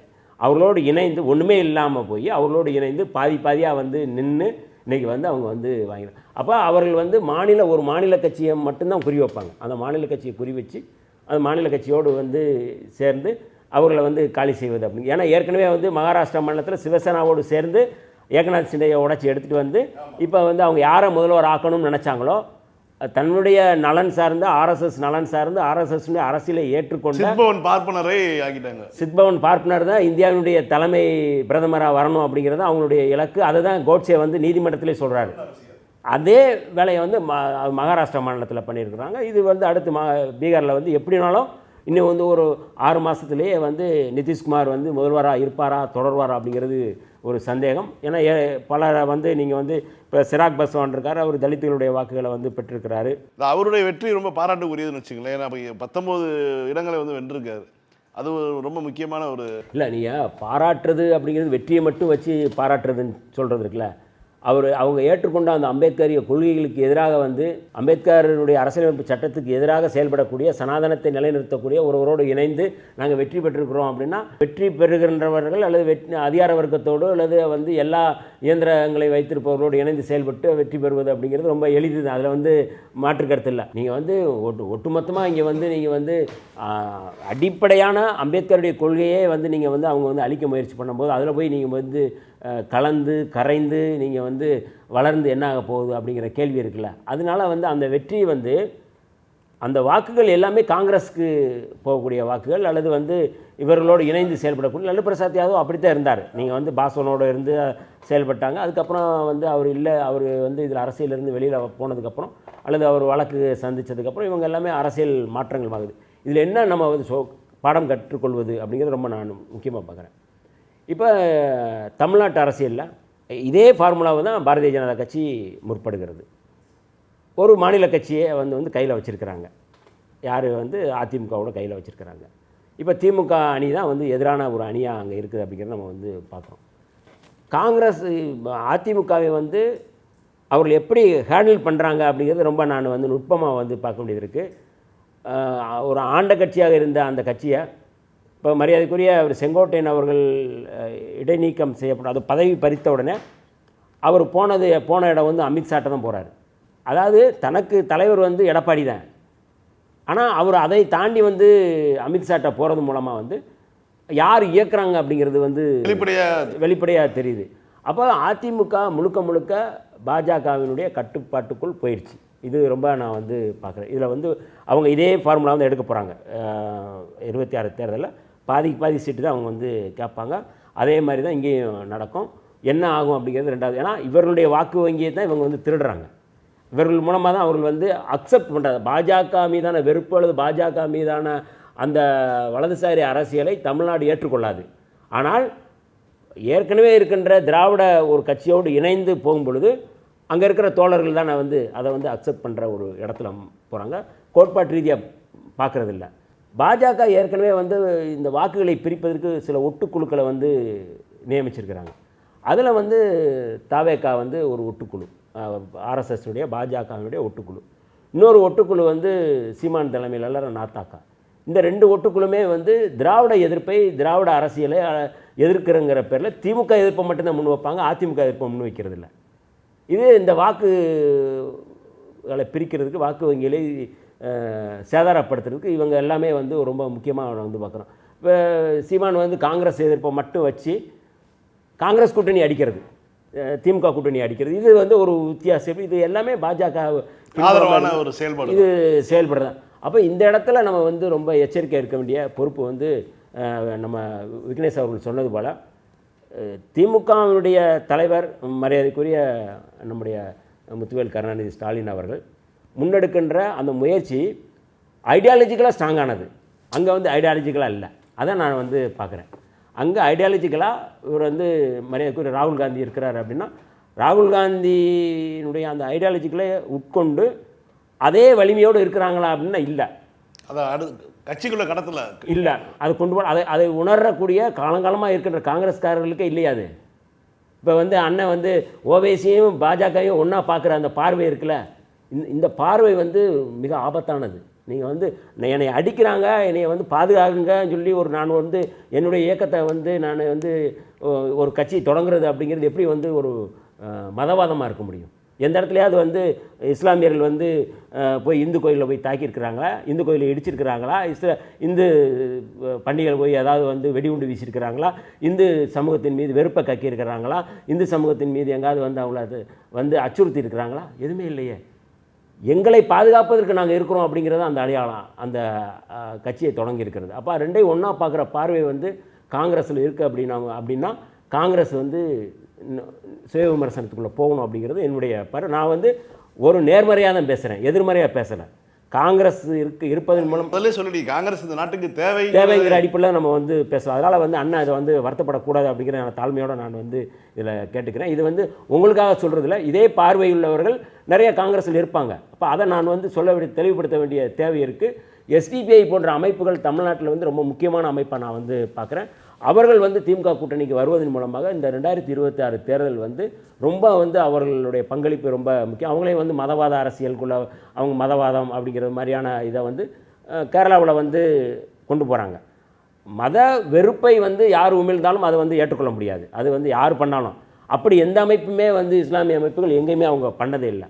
அப்போ இந்த பின்னணியில் தமிழ்நாட்டில் அதே ஃபார்முலாவை வந்து கூடுதலாக எப்படி வந்து மரியாதைக்குரிய நம்முடைய திமுக தலைவர் தலைமையில் இந்த மதச்சார்பற்ற முற்போக்கு கூட்டணி அப்படிங்கிறது இப்போ போட்டியே வந்து மதச்சார்பற்ற முற்போக்கு கூட்டணிக்கும் மதவாதத்துக்கு தான் அதுதான் நடக்குது. அப்போ இதை நம்ம வந்து வெற்றி பெற வைக்கணும். பீகாருடைய தேர்தல் நமக்கு வந்து ஒரு படிப்பினை. இந்த தேர்தல் அப்படிங்கிறது தேர்தல் ஆணையம் இன்றைக்கி எஸ்ஐஆர் தொடர்பாக முன்னெடுக்கிற அந்த எஸ்ஐஆரையும் நம்ம முறியடிக்க வேண்டிய தேவையும் பொறுப்பு இருக்கும் அப்படிங்கிறத நம்ம வந்து புரிந்து கொள்ள வேண்டும். பீகார் தொடர்பான 2 தலைவர்களுடைய அறிக்கை ரொம்ப பொறுப்பாக இருந்தது. குறிப்பாக மல்லிகார்ஜுன கார்கே அவர் தேர்தலுடைய இந்த தோல்வி, அதுக்கு பிறகு நம்ம என்ன செய்ய வேண்டும் அப்படிங்கிறத பற்றியான விஷயங்களை சொல்லியிருந்தார். அதே மாதிரி திமுக தலைவர் அவருடைய கருத்தும் சரி. இவங்கெல்லாம் வந்து அரசியலில் மிக நீண்ட கால ஒரு அனுபவத்தை கொண்டு அவர்களுடைய கருத்துக்களை சொல்லியிருந்தார்கள். திராவிட முன்னேற்ற கழகத்தினுடைய செய்தி தொடர்பாளர் திரு தமிழ்மாறன், நீங்கள் இந்த பீகாரினுடைய ரிசல்ட்டை வந்து உங்களுடைய பார்வையாக பெற்று பீகாரில் நடக்கிறது தமிழ்நாட்டில் நடக்குமானா அப்படி நடக்கிறதுக்கான வாய்ப்புகள் இல்லவே இல்லைங்கிறது அடிப்படையில் நம்ம வந்து தெளிவாக புரிஞ்சுக்கணும். துணிச்சலாகவே சொல்லலாம், தைரியமாக சொல்லலாம். பீகாரினுடைய மக்கள் என்ன நிலையில் இருக்காங்க அப்படிங்கிறத பார்த்தீங்கன்னா தான் இதற்கான புரிதல் நமக்கு ஏற்படும். அங்கே பார்த்தீங்கன்னா இன்னமும் ஏழ்மை நிலையில் தான் மக்கள் இருக்காங்க, இன்னமும் பட்டினி இருக்குது. பட்டினிங்கிறது ஒரு பெரிய பிரச்சனையாக இருந்துக்கிட்டு இருக்குது. ஸ்கூல்ஸ் எல்லாம் கிடையாது, காலேஜஸ் கிடையாது. ஒரு காலேஜுக்கு போகணும்னா 3 மணி நேரம் 4 மணி நேரம் ஆகும் கிராமங்களில் இருந்து அந்த கல்லூரிகளுக்கு போகிறதுக்கு. நீங்கள் அங்கே நடக்கக்கூடிய குற்றங்களெல்லாம் பதிவில் ஏற்ற மாதிரி நான் சொல்கிறேன், மிக அதிகமான குற்றங்கள் நடைபெறுகின்ற மாநிலமாக இருக்குது. ஒரு நாளைக்கு 953 குற்றங்கள் நடைபெறுவதாக மாநிலத்தில் பதிவேடுகள் சொல்லுகின்றன. இதெல்லாம் அலாமிங்கான ஃபேக்டர்ஸு. அது மட்டும் இல்லை, நீங்கள் ஊழல்னு எல்லாம் சொல்கிறாங்க இல்லையா, 12 பாலம் ஒரே மாதத்தில் இடிஞ்சு விழுந்த வரலாறு வந்து பீகாருக்கு இருக்குது. நம்மளுடைய வரிப்பணம் தமிழ்நாடு ரைஸ் பண்ணி 12 பாலம் சார், 1 2 இல்லைங்க. இங்கே ஒரு கிராக் வந்தாவே வந்து அவங்க இவங்கன்னு சொல்லி எத்தனையோ வந்து சொல்கிறாங்க. ஆனால் அதையும் நம்ம எடுத்து நம்ம ஆய்வு பண்ணி சரி பண்ணுறோம். அங்கே 12 பாலம் இடிஞ்சு விழுந்திருக்கு. பாலங்கள் கட்டப்பட்ட அப்போ எந்த நிலையில் கட்டியிருப்பாங்க நீங்கள் பார்த்துக்கோங்களேன். அது மட்டும் இல்லை, புதிய தொழிற்சாலைகள் இந்த 20 ஆண்டுகளில் பெருசாக வந்திருக்கான்னா கிடையாது. வேலை வாய்ப்பை பெருக்கியிருக்காங்களான்னா அதுவும் கிடையாது. பாரதிய ஜனதாவில் வேட்பாளர்களாக நின்றுவங்களில் 65% பேருக்கு குற்ற பின்னணியும் வழக்குகளும் அவர் மீது கடுமையாக இருக்கின்றன. 65%. அப்போ அவங்க 100 பேரில் 65 பேர் குற்ற பின்னணி உள்ளவர்களாகத்தான் இருந்திருக்காங்க. அப்போ எவ்வளவு ஒரு பின்தங்கின மாநிலமாக அந்த மாநிலத்தை நிதிஷ்குமார் அவர்கள் வச்சிருக்காரு. அப்போ அவங்களுக்கு அந்த மாநிலமும் அப்போ தமிழ்நாடு ஒன்றா கிடையாது. தமிழ்நாடு இதற்கெல்லாம் நேர் மாறாக இருக்கக்கூடிய ஒரு மாநிலம், பகுத்தறிவு சிந்தனை கொண்ட ஒரு மாநிலம். இங்கே இருக்கக்கூடிய இந்த பேராமீட்டர்ஸ் எல்லாத்துலேயுமே வந்து அது மைனஸில் இருக்குன்னு சொன்னால் நம்மளது எல்லாமே the best state in India அப்படின்னு சொல்கிற அளவுக்கு சிறந்த மாநிலம் இந்தியாவில் அப்படின்னு சூப்பர் ஸ்டார் ஸ்டேட்னு இன்றைக்கி வந்து எக்கனாமிஸ்ட்டில் வந்து ஒரு ஆர்டிக்கல் கொடுத்துருக்கான். நம்முடைய முதலமைச்சர் அவர்களை பாராட்டி இந்த திராவிட மாடல் ஆட்சியில் கொடுத்துருக்கக்கூடிய திட்டங்களை வச்சு இந்த மாநிலம் இந்த அளவுக்கு வளர்ச்சி பெற்றிருக்குன்னு சொல்கிறோம். அப்போ இது எங்கே தவறு நடந்திருக்கு அப்படின்னு நம்ம வந்து அசஸ் பண்ணணும்னு சொன்னால் ஃபஸ்ட்டு ப்ரைமரி ஃபேக்டர் வந்து என்னை பொறுத்த வரைக்கும் எஸ்ஐஆர் முக்கியமான ரோல் ப்ளே பண்ணியிருக்கு அப்படிங்கிறத வந்து எனக்கு தெளிவாக என்னுடைய பார்வையிலிருந்து பார்க்கும்போது தெரியுது. அது எதனால் நடந்திருக்கு அப்படின்னா, கட்சி கட்டமைப்புகளை அவங்க அங்கே சரியாக வச்சுக்கலங்கிற ஒரு வேதனை வந்து எனக்கு இருக்குது. ஏன்னு கேட்டுக்கிட்டிங்கன்னா 77,895 பூத்துகள் இருக்கக்கூடிய இடத்துல ஆர்ஜேடி வெறும் 47,504 பிஎல்ஏக்கள் தான் போட்டிருக்காங்க. அப்போ மீதி இருக்கக்கூடிய 31,000 இடத்துக்கு பிஎல்ஏக்களே இல்லாமல் இருந்திருக்காங்களே. இந்தியன் நேஷனல் காங்கிரஸ் 16,500 பேர் தான் கொடுத்துருக்காங்க. அப்போ 60,000 இடங்களில் வந்து அவர்களுடைய ஆட்கள் அங்கே பிஎல்ஏ கொடுக்காம இருந்திருக்காங்களே. ஆனால் பாரதிய ஜனதா பார்த்துக்கங்க, இருக்கிறதுல அதிகமான அளவில் 53,000 பேரும், ஜனதாதளம் யுனைடெட் 34,669 பேரும் கொடுத்துருக்காங்க. இப்போ அவங்க கூட்டணியில் நீங்கள் எடுத்து பார்த்தீங்கன்னு சொல்லி சொன்னால், நீங்கள் வலிமையாக அவர்கள் ஆட்களை வச்சு எஸ்ஐஆரில் போகஸ் இன்க்ளூஷன்ஸை கொடுத்துருக்காங்க, போலியான வாக்குகளை உருவாக்கி இருக்கிறார்கள் பிஎல்ஓக்களை வச்சு அப்படிங்கிறதுக்கான வாய்ப்புகள் மிக அதிகமாக தெரிகிறது. அதே மாதிரி செலக்டிவ் டெலிஷன்னா என்னன்னா, குறிப்பிட்ட வாக்குகள் எதெல்லாம் வந்து காங்கிரஸுக்கு போகும்னு உறுதியாக தெரியுதோ மொத்தமாக நீக்கிறது, அதை எல்லாத்தையும் செட்டாக அப்படியே காலி பண்ணிடுறது. அப்போ இதெல்லாம் நடக்காம இருந்து பார்க்கணும்னா கட்சி நிர்வாக கட்டமைப்புகள் அங்கு சரியா இருந்திருந்ததுன்னு சொல்லி சொன்னா அங்க வேணும், அங்க பிஎல்ஏக்கள் இருந்திருக்க வேண்டும். அந்த எஸ்ஐஆருடைய பிரிலிமினரி ஃபேஸ்லயே இதெல்லாம் தப்பு நடக்குதுங்கிறத ஐடென்டிஃபை பண்ணி இப்போ பாருங்க, எவ்ரி ஆல்டர்னேட் டே நாம மானிட்டர் பண்ணிட்டு வர்றோம். தமிழ்நாட்டில் சிஎம் இன்னைக்கு கொடுத்துருக்க அறிக்கை கூட வந்து கடுமையா இருக்கு. எஸ்ஐஆர்ங்கிறது ஒரு பெரிய சதித்திட்டமா இருக்கு, கவனமா கையாளுங்கிறத நம்ம சொல்லிக்கிட்டே வர்றோம். இதை நிறுத்தணும், இது முறையாக நடக்கவில்லை, 30 நாட்களுக்குள் இது சாத்தியம் இல்லை அப்படிங்கிறத தெளிவாக சொல்லிக்கிட்டே வராங்க. இப்போதான் கிட்டத்தட்ட 4ஆம் தேதி ஆரம்பிச்சு இன்னைக்கு தேதி நம்ம வந்து 15ல் உட்காந்துருக்கோம். 11 நாட்கள் ஆயிருக்கு. இப்போ தான் ஃபார்ம்ஸே வந்து கிட்டத்தட்ட 60 to 70% கொடுத்துருக்கிறதா ஃபீல்டு ரிப்போர்ட் சொல்லுது. ஆனால் எலெக்ஷன் கமிஷன் ரிப்போர்ட் 80% 90% கொடுத்ததா ஒரு டிக்ளரேஷனை கொடுத்துக்கிட்டாங்க. ஆனால் ஃபீல்டில் அப்படி இல்லவே இல்லை. அப்போ அந்த எஸ்ஐஆருங்கிறத ரொம்ப ரொம்ப இம்பார்ட்டண்ட்டாக நம்ம பார்க்கணும், கவனமாக கையாளணும். நீங்கள் மோடி அமித்ஷா அவர்களும் எந்த ஒரு பித்தலாட்டத்தையும் தேர்தலில் ஜெயிக்கிறதுக்காக செய்வாங்கன்னு நினச்சி வேலை பார்த்தா மட்டும்தான் வந்து நாம் ஜெயிக்கிறதுக்கான வழியை பிடிக்க முடியும். அவர்களை நாம் நியாயமாக நடப்பாங்கன்னு எதிர்பார்த்தோம்னா அதை விட ஒரு ஏமாற்றம் நமக்கு வேறு எதுவும் இருக்கவே முடியாது. ஐடியாலஜிக்கலாக லீடர்ஸ் இருக்கிறது மட்டுமே பத்தாது, நீங்கள் அந்த ஐடியாலஜியை கீழே வரைக்கும் கடத்தணும். ஒரு தலைவர் எடுக்கக்கூடிய முடிவை கீழே இருக்கிறவங்க வரைக்கும் பின்பற்றணும். இப்போ கழகத்தினுடைய தலைவர் அவர்கள் ஒரு கட்டுப்பாட்டோட கட்சி நடத்துகிறாங்க, கீழே இருக்கிறவங்க இப்படி தான் வேலை பார்க்கணும்னு அவரை மீறி யாரும் எதுவும் பேசுறதுக்கு வந்து வழியே கிடையாது. அப்படிதான் வந்து கட்டுக்கோப்பாக இருக்காங்க. ஆனால் நம்ம அங்கே பீகாரில் நடந்த நிகழ்வுகளை எடுத்து வச்சு பார்த்தோம்னு சொல்லி சொன்னால் ஒரு சில வருத்தங்கள் நமக்கு வந்து இருக்கத்தான் செய்யுது. எப்படின்னு கேட்டுக்கிட்டிங்கன்னா, தலைவர்கள் இருவரும் ஒன்றா பயணித்தார்கள், பிரச்சாரத்திற்கு போனார்கள்ங்கிறது இருந்தாலுமே கூட களத்தில் சீட்டு பேரத்தில் முதல்வர் அறிவிப்பு நடந்த ஒரு டிலே, அது மட்டும் இல்லாமல் 13 வேட்பாளர்கள் 2 பேரும் பொதுவாக போட்டுக்கிட்டது, இவங்களும் நின்னாங்க அவங்களும் நின்னாங்க. அந்த புரிதல் என்ன குழப்பம் ஏற்படுத்தும்னா, அங்கே அந்த ஸ்டேட்டை பொறுத்த வரைக்கும் நான் சொல்கிறேன், அங்கே மோடி, அமித்ஷா, நிதிஷ்குமாருங்கிற ஒத்த தலைமையை அழகாக அவங்க வந்து பார்த்தாங்க, ஒற்றுமையாக இருக்கிறத அவங்க பார்த்து ரசித்தாங்க. அவங்க கொடுத்த பணமெல்லாம் சொன்ன மாதிரி வந்துச்சுன்னாங்க, திட்டத்தில் அறிவிச்சதெல்லாம் வந்துருச்சுன்னு நம்புறதுக்கான ஒரு வாய்ப்பு ஏற்பட்டுருச்சு. எதிர்ப்புறத்தில் பார்த்தாங்கன்னு சொல்லி சொன்னால் அடிச்சுக்கிற ஒரு கூட்டணியாக போச்சு. இங்கே எப்படி அதிமுகவும் மற்ற கட்சிகள் இருந்துக்கிட்டு இருக்கோம், போட்டி வேட்பாளர்கள் போடுறது, இவங்க ஒத்துக்கிறது இல்லை, இவங்க ஒன்று சொல்கிறது அவங்க ஒன்று பேசுறது. இப்போ பாரதிய ஜனதாவே எடுத்துக்கிட்டிங்கன்னா வானதி சீனிவாசன் அக்கா ஒன்று சொல்லுவாங்க, அண்ணாமலை ஒன்று சொல்லுவார், இப்படி பல்வேறு கருத்துக்கள் அங்கே வந்து பகிர்ந்துக்கிட்டு நாகேந்திரன் எதுவுமே சொல்ல மாட்டேன். அதனால நான் அவர் சொல்லவே இல்லை நான். அப்போ அது மாதிரியான ஒரு பிளவுபட்ட நிலைகள் வந்து மக்கள் மனசில் ஒரு நம்பிக்கை தன்மையை கொடுக்கறதுக்கு தவறிடுச்சோ, இன்னும் அதிகமாக கூட வந்திருந்திருக்கலாம். ஆனால் அந்த ஒற்றுமை இல்லா தன்மையும் களத்தில் கட்சியை வலுவாக வச்சுக்காம தவறுனதும் இந்த மாதிரியான பாதிப்புகளை களத்தில் மக்கள்கிட்ட நம்பிக்கையை கொடுக்க, மீதம் இருந்த மக்கள்கிட்ட நம்பிக்கை கொடுக்கறதுக்கு தவறிடுச்சோங்கிற ஒரு எண்ணம் எனக்கு இருக்கு. ஒரு ப்ரோ இன்கம்பன்சி எப்படி உருவாயிருக்க முடியும்? அதுதான். ஏன்னா இப்போ இந்த ப்ரோ இன்கம்பன்சிங்கிற ஃபேக்டர் இல்லை. அதாவது என்னன்னு கேட்டிங்கன்னா, ஏற்கனவே செப்டம்பரில் கொடுத்த ஒரு 10,000 சார், இப்போ கொடுத்த ஒரு 10,000 சார், பெண்கள் மத்தியில் வந்து இது உறுதியாக வந்து ஒரு இம்பாக்டை ஏற்படுத்தும். அடுத்தது நான் தான் சொன்னேன், போகஸ் இன்க்ளூஷன். ஏன்னா நீங்கள் பல்வேறு நிகழ்வுகள் நம்ம வந்து பார்த்தோம், மற்ற மாநிலங்கள்லேருந்து ட்ரெயின்லாம் ஃப்ரீ ட்ரெயினை விட்டு தேர்தலுக்கு கூட்டிகிட்டு வந்து ஓட்டு போட்டாங்க. அவன்லாம் நிஜமாக அங்கே வாக்கு வச்சுருந்தானா, இல்லை யூபிக்காரெல்லாம் வந்து இங்கே ஓட்டு போட்டானா செலக்டிவ் கான்ஸ்டிடுவன்சிஸ்க்கு? ஏன்னா டிசைடிங் ஃபேக்டர் 1% 2% தான் பல தொகுதிகளில் இருந்திருக்கு. அப்போ ஒரு திட்டமிட்ட ஒரு போகஸ் இன்க்ளூஷனை கொடுத்து அவங்கள கொண்டு வந்து இங்கே போட வச்சிருக்கிறதுக்கான வாய்ப்புகள் இருக்குது. ஏன்னா எலெக்ஷன் கமிஷன் எதையுமே டிரான்ஸ்பரண்டாக சொல்கிறதே இல்லை. நிறைய ஃபோட்டோக்களை ரிலீஸ், ஃபோட்டோவில் வீடியோஸே வந்துக்கிட்டே இருக்குது. நீங்கள் அப்படி திட்டமிட்ட ஒரு வேலையை சகோதரர் சொன்ன மாதிரி எலெக்ஷன் கமிஷன் முழுமையாக வந்து பாரதிய ஜனதாவினுடைய ஒரு கைக்கூலியாக இருந்து தான் வேலை பார்த்துருக்கு. அப்போ நாம தான் கவனமாக இருந்து பாதுகாப்பதற்கான முயற்சிகள் எடுத்திருக்கணும், நாம கூடுதல் கவனமாக இருந்திருக்கணும் அப்படிங்கிறது தான் என்னுடைய பார்வையில் இருக்கிறது. அடுத்து இன்னொரு முக்கியமான ஃபேக்டர் நான் சொல்ல விரும்புகிறேன். அவர் அண்ணன் சொன்னாங்க, வன்னியரசன் சொன்னாங்க, அதாவது எந்த கட்சியோடு கூட்டணி வைக்கிறதோ அந்த கட்சியை விழுங்குகின்ற வழக்கம் பாரதிய ஜனதாக்கு இருக்குன்னு. நீங்கள் ஜனதா தளத்தினுடைய வாக்கு 2020 இருந்த வாக்கு வங்கி நீங்கள் எடுத்து பார்த்தீங்கன்னு சொல்லி சொன்னால் கடுமையாக சரிஞ்சிருக்கு. பாரதிய ஜனதாக்கு அது வாக்கு கூடியிருக்கு. இங்கேருந்து அங்கே இப்போ ஷிஃப்ட் ஆகுது. நீங்கள் அதை என்னன்னு சொல்கிறீங்க அப்படின்னா அது அது அது அந்த கட்சியை கபலீகரம் பண்ணுதுங்கிறது தெளிவாக தெரியுது.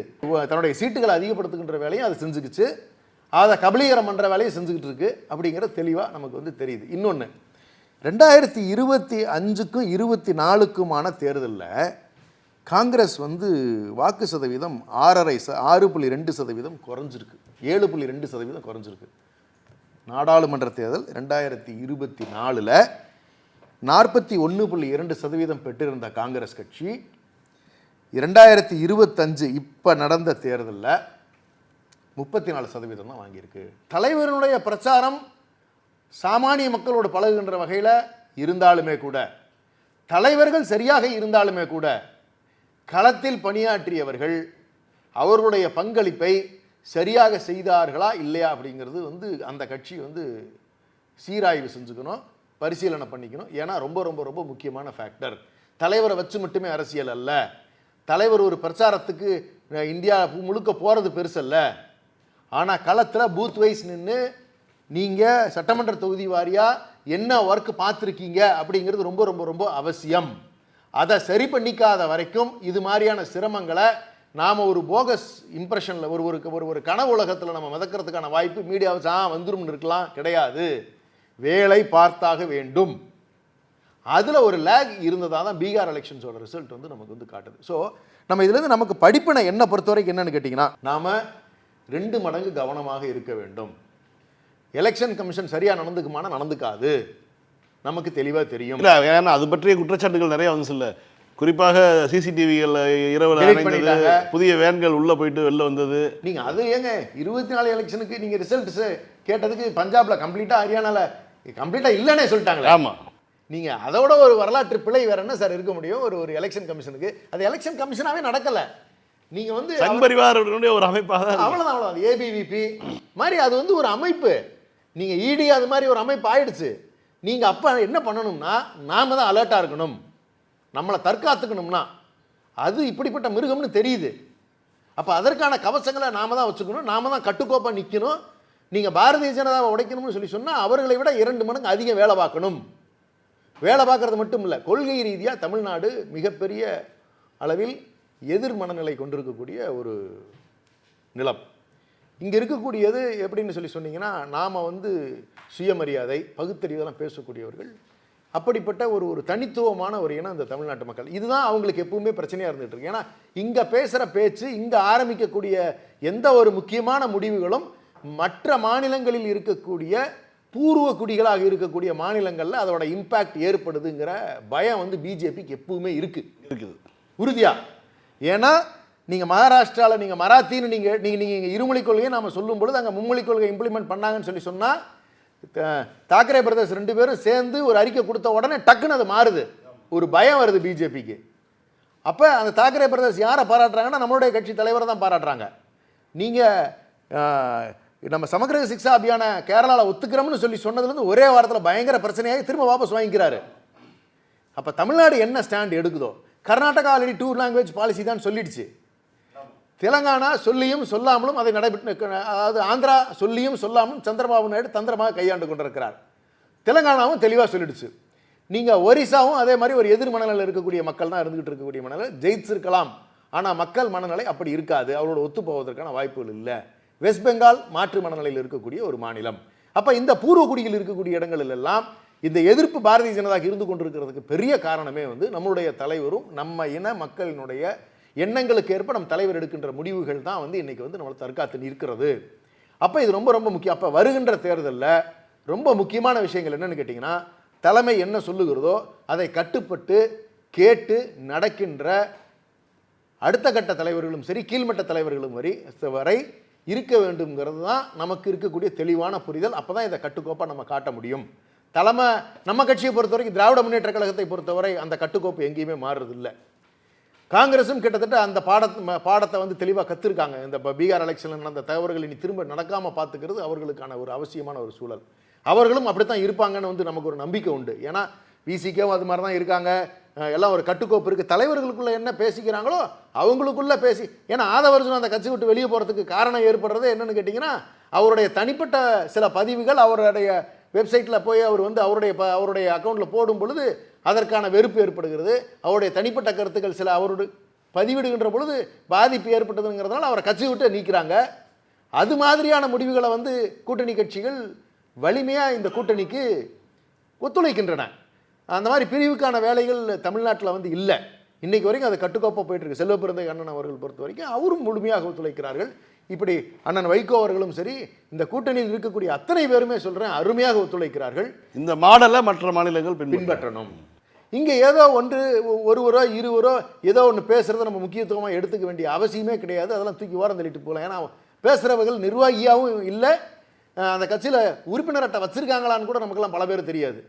ஆனால் அந்த ஒரு அமைப்பின் பேரால் வந்து அவர்கள் ஒரு வார்த்தை துஷ்பிரயோகங்களை செய்வதை நம்ம வந்து ஆமாம், அது என்ன காரணம்ங்கிறது, அது பிஜேபி ஏதாவது அவங்கள கவனிச்சானோ இல்லை அதிமுக ஏதாவது வாங்கிக்கிட்டு பேசுகிறாங்களோ இது மாதிரியான சூழலாம். ஆனால் நிர்வாகிகள் அளவில் காங்கிரஸ் ஆகட்டும் விசிகே ஆகட்டும் நம்முடைய கூட்டணி கட்சிகள் அனைத்தும் ஒரு கட்டுக்கோப்பாக இருக்கின்றன. இதை பார்த்து மற்ற மாநிலங்கள் இதனை பின்பற்றுவதற்கான வழிமுறையை பெற்றால்தான், எப்படி திமுக கட்சியை கட்டுக்கோப்பாக வச்சு இன்னைக்கு எஸ்ஐஆரை வந்து ஸ்ட்ரீம்லைன் பண்ணி பர்சன்டேஜ் வைஸ் அசஸ்மெண்ட் பண்ணி கூட்டங்கள் இன்டென்சிவாக வந்து எல்லா பக்கமும் கூட்டங்கள் போட்டு அதை சரி பண்ணுறதுக்கான வேலைகளை செஞ்சுக்கிட்டு இருக்கோம். இந்த முறைகளை மற்ற மாநிலங்களும் பின்பற்றினால் மட்டுமே தான் இந்த பாரதிய ஜனதாங்கிற ஒரு சக்தியை வந்து நாம் வந்து வெளியேற்ற முடியுங்கிறது தெளிவான என்னுடைய பார்வை. மீண்டும் இன்னொரு அரசியல் ஆபரேஷன் நிகழ்ச்சி சந்திக்கலாம். நன்றி, வணக்கம்.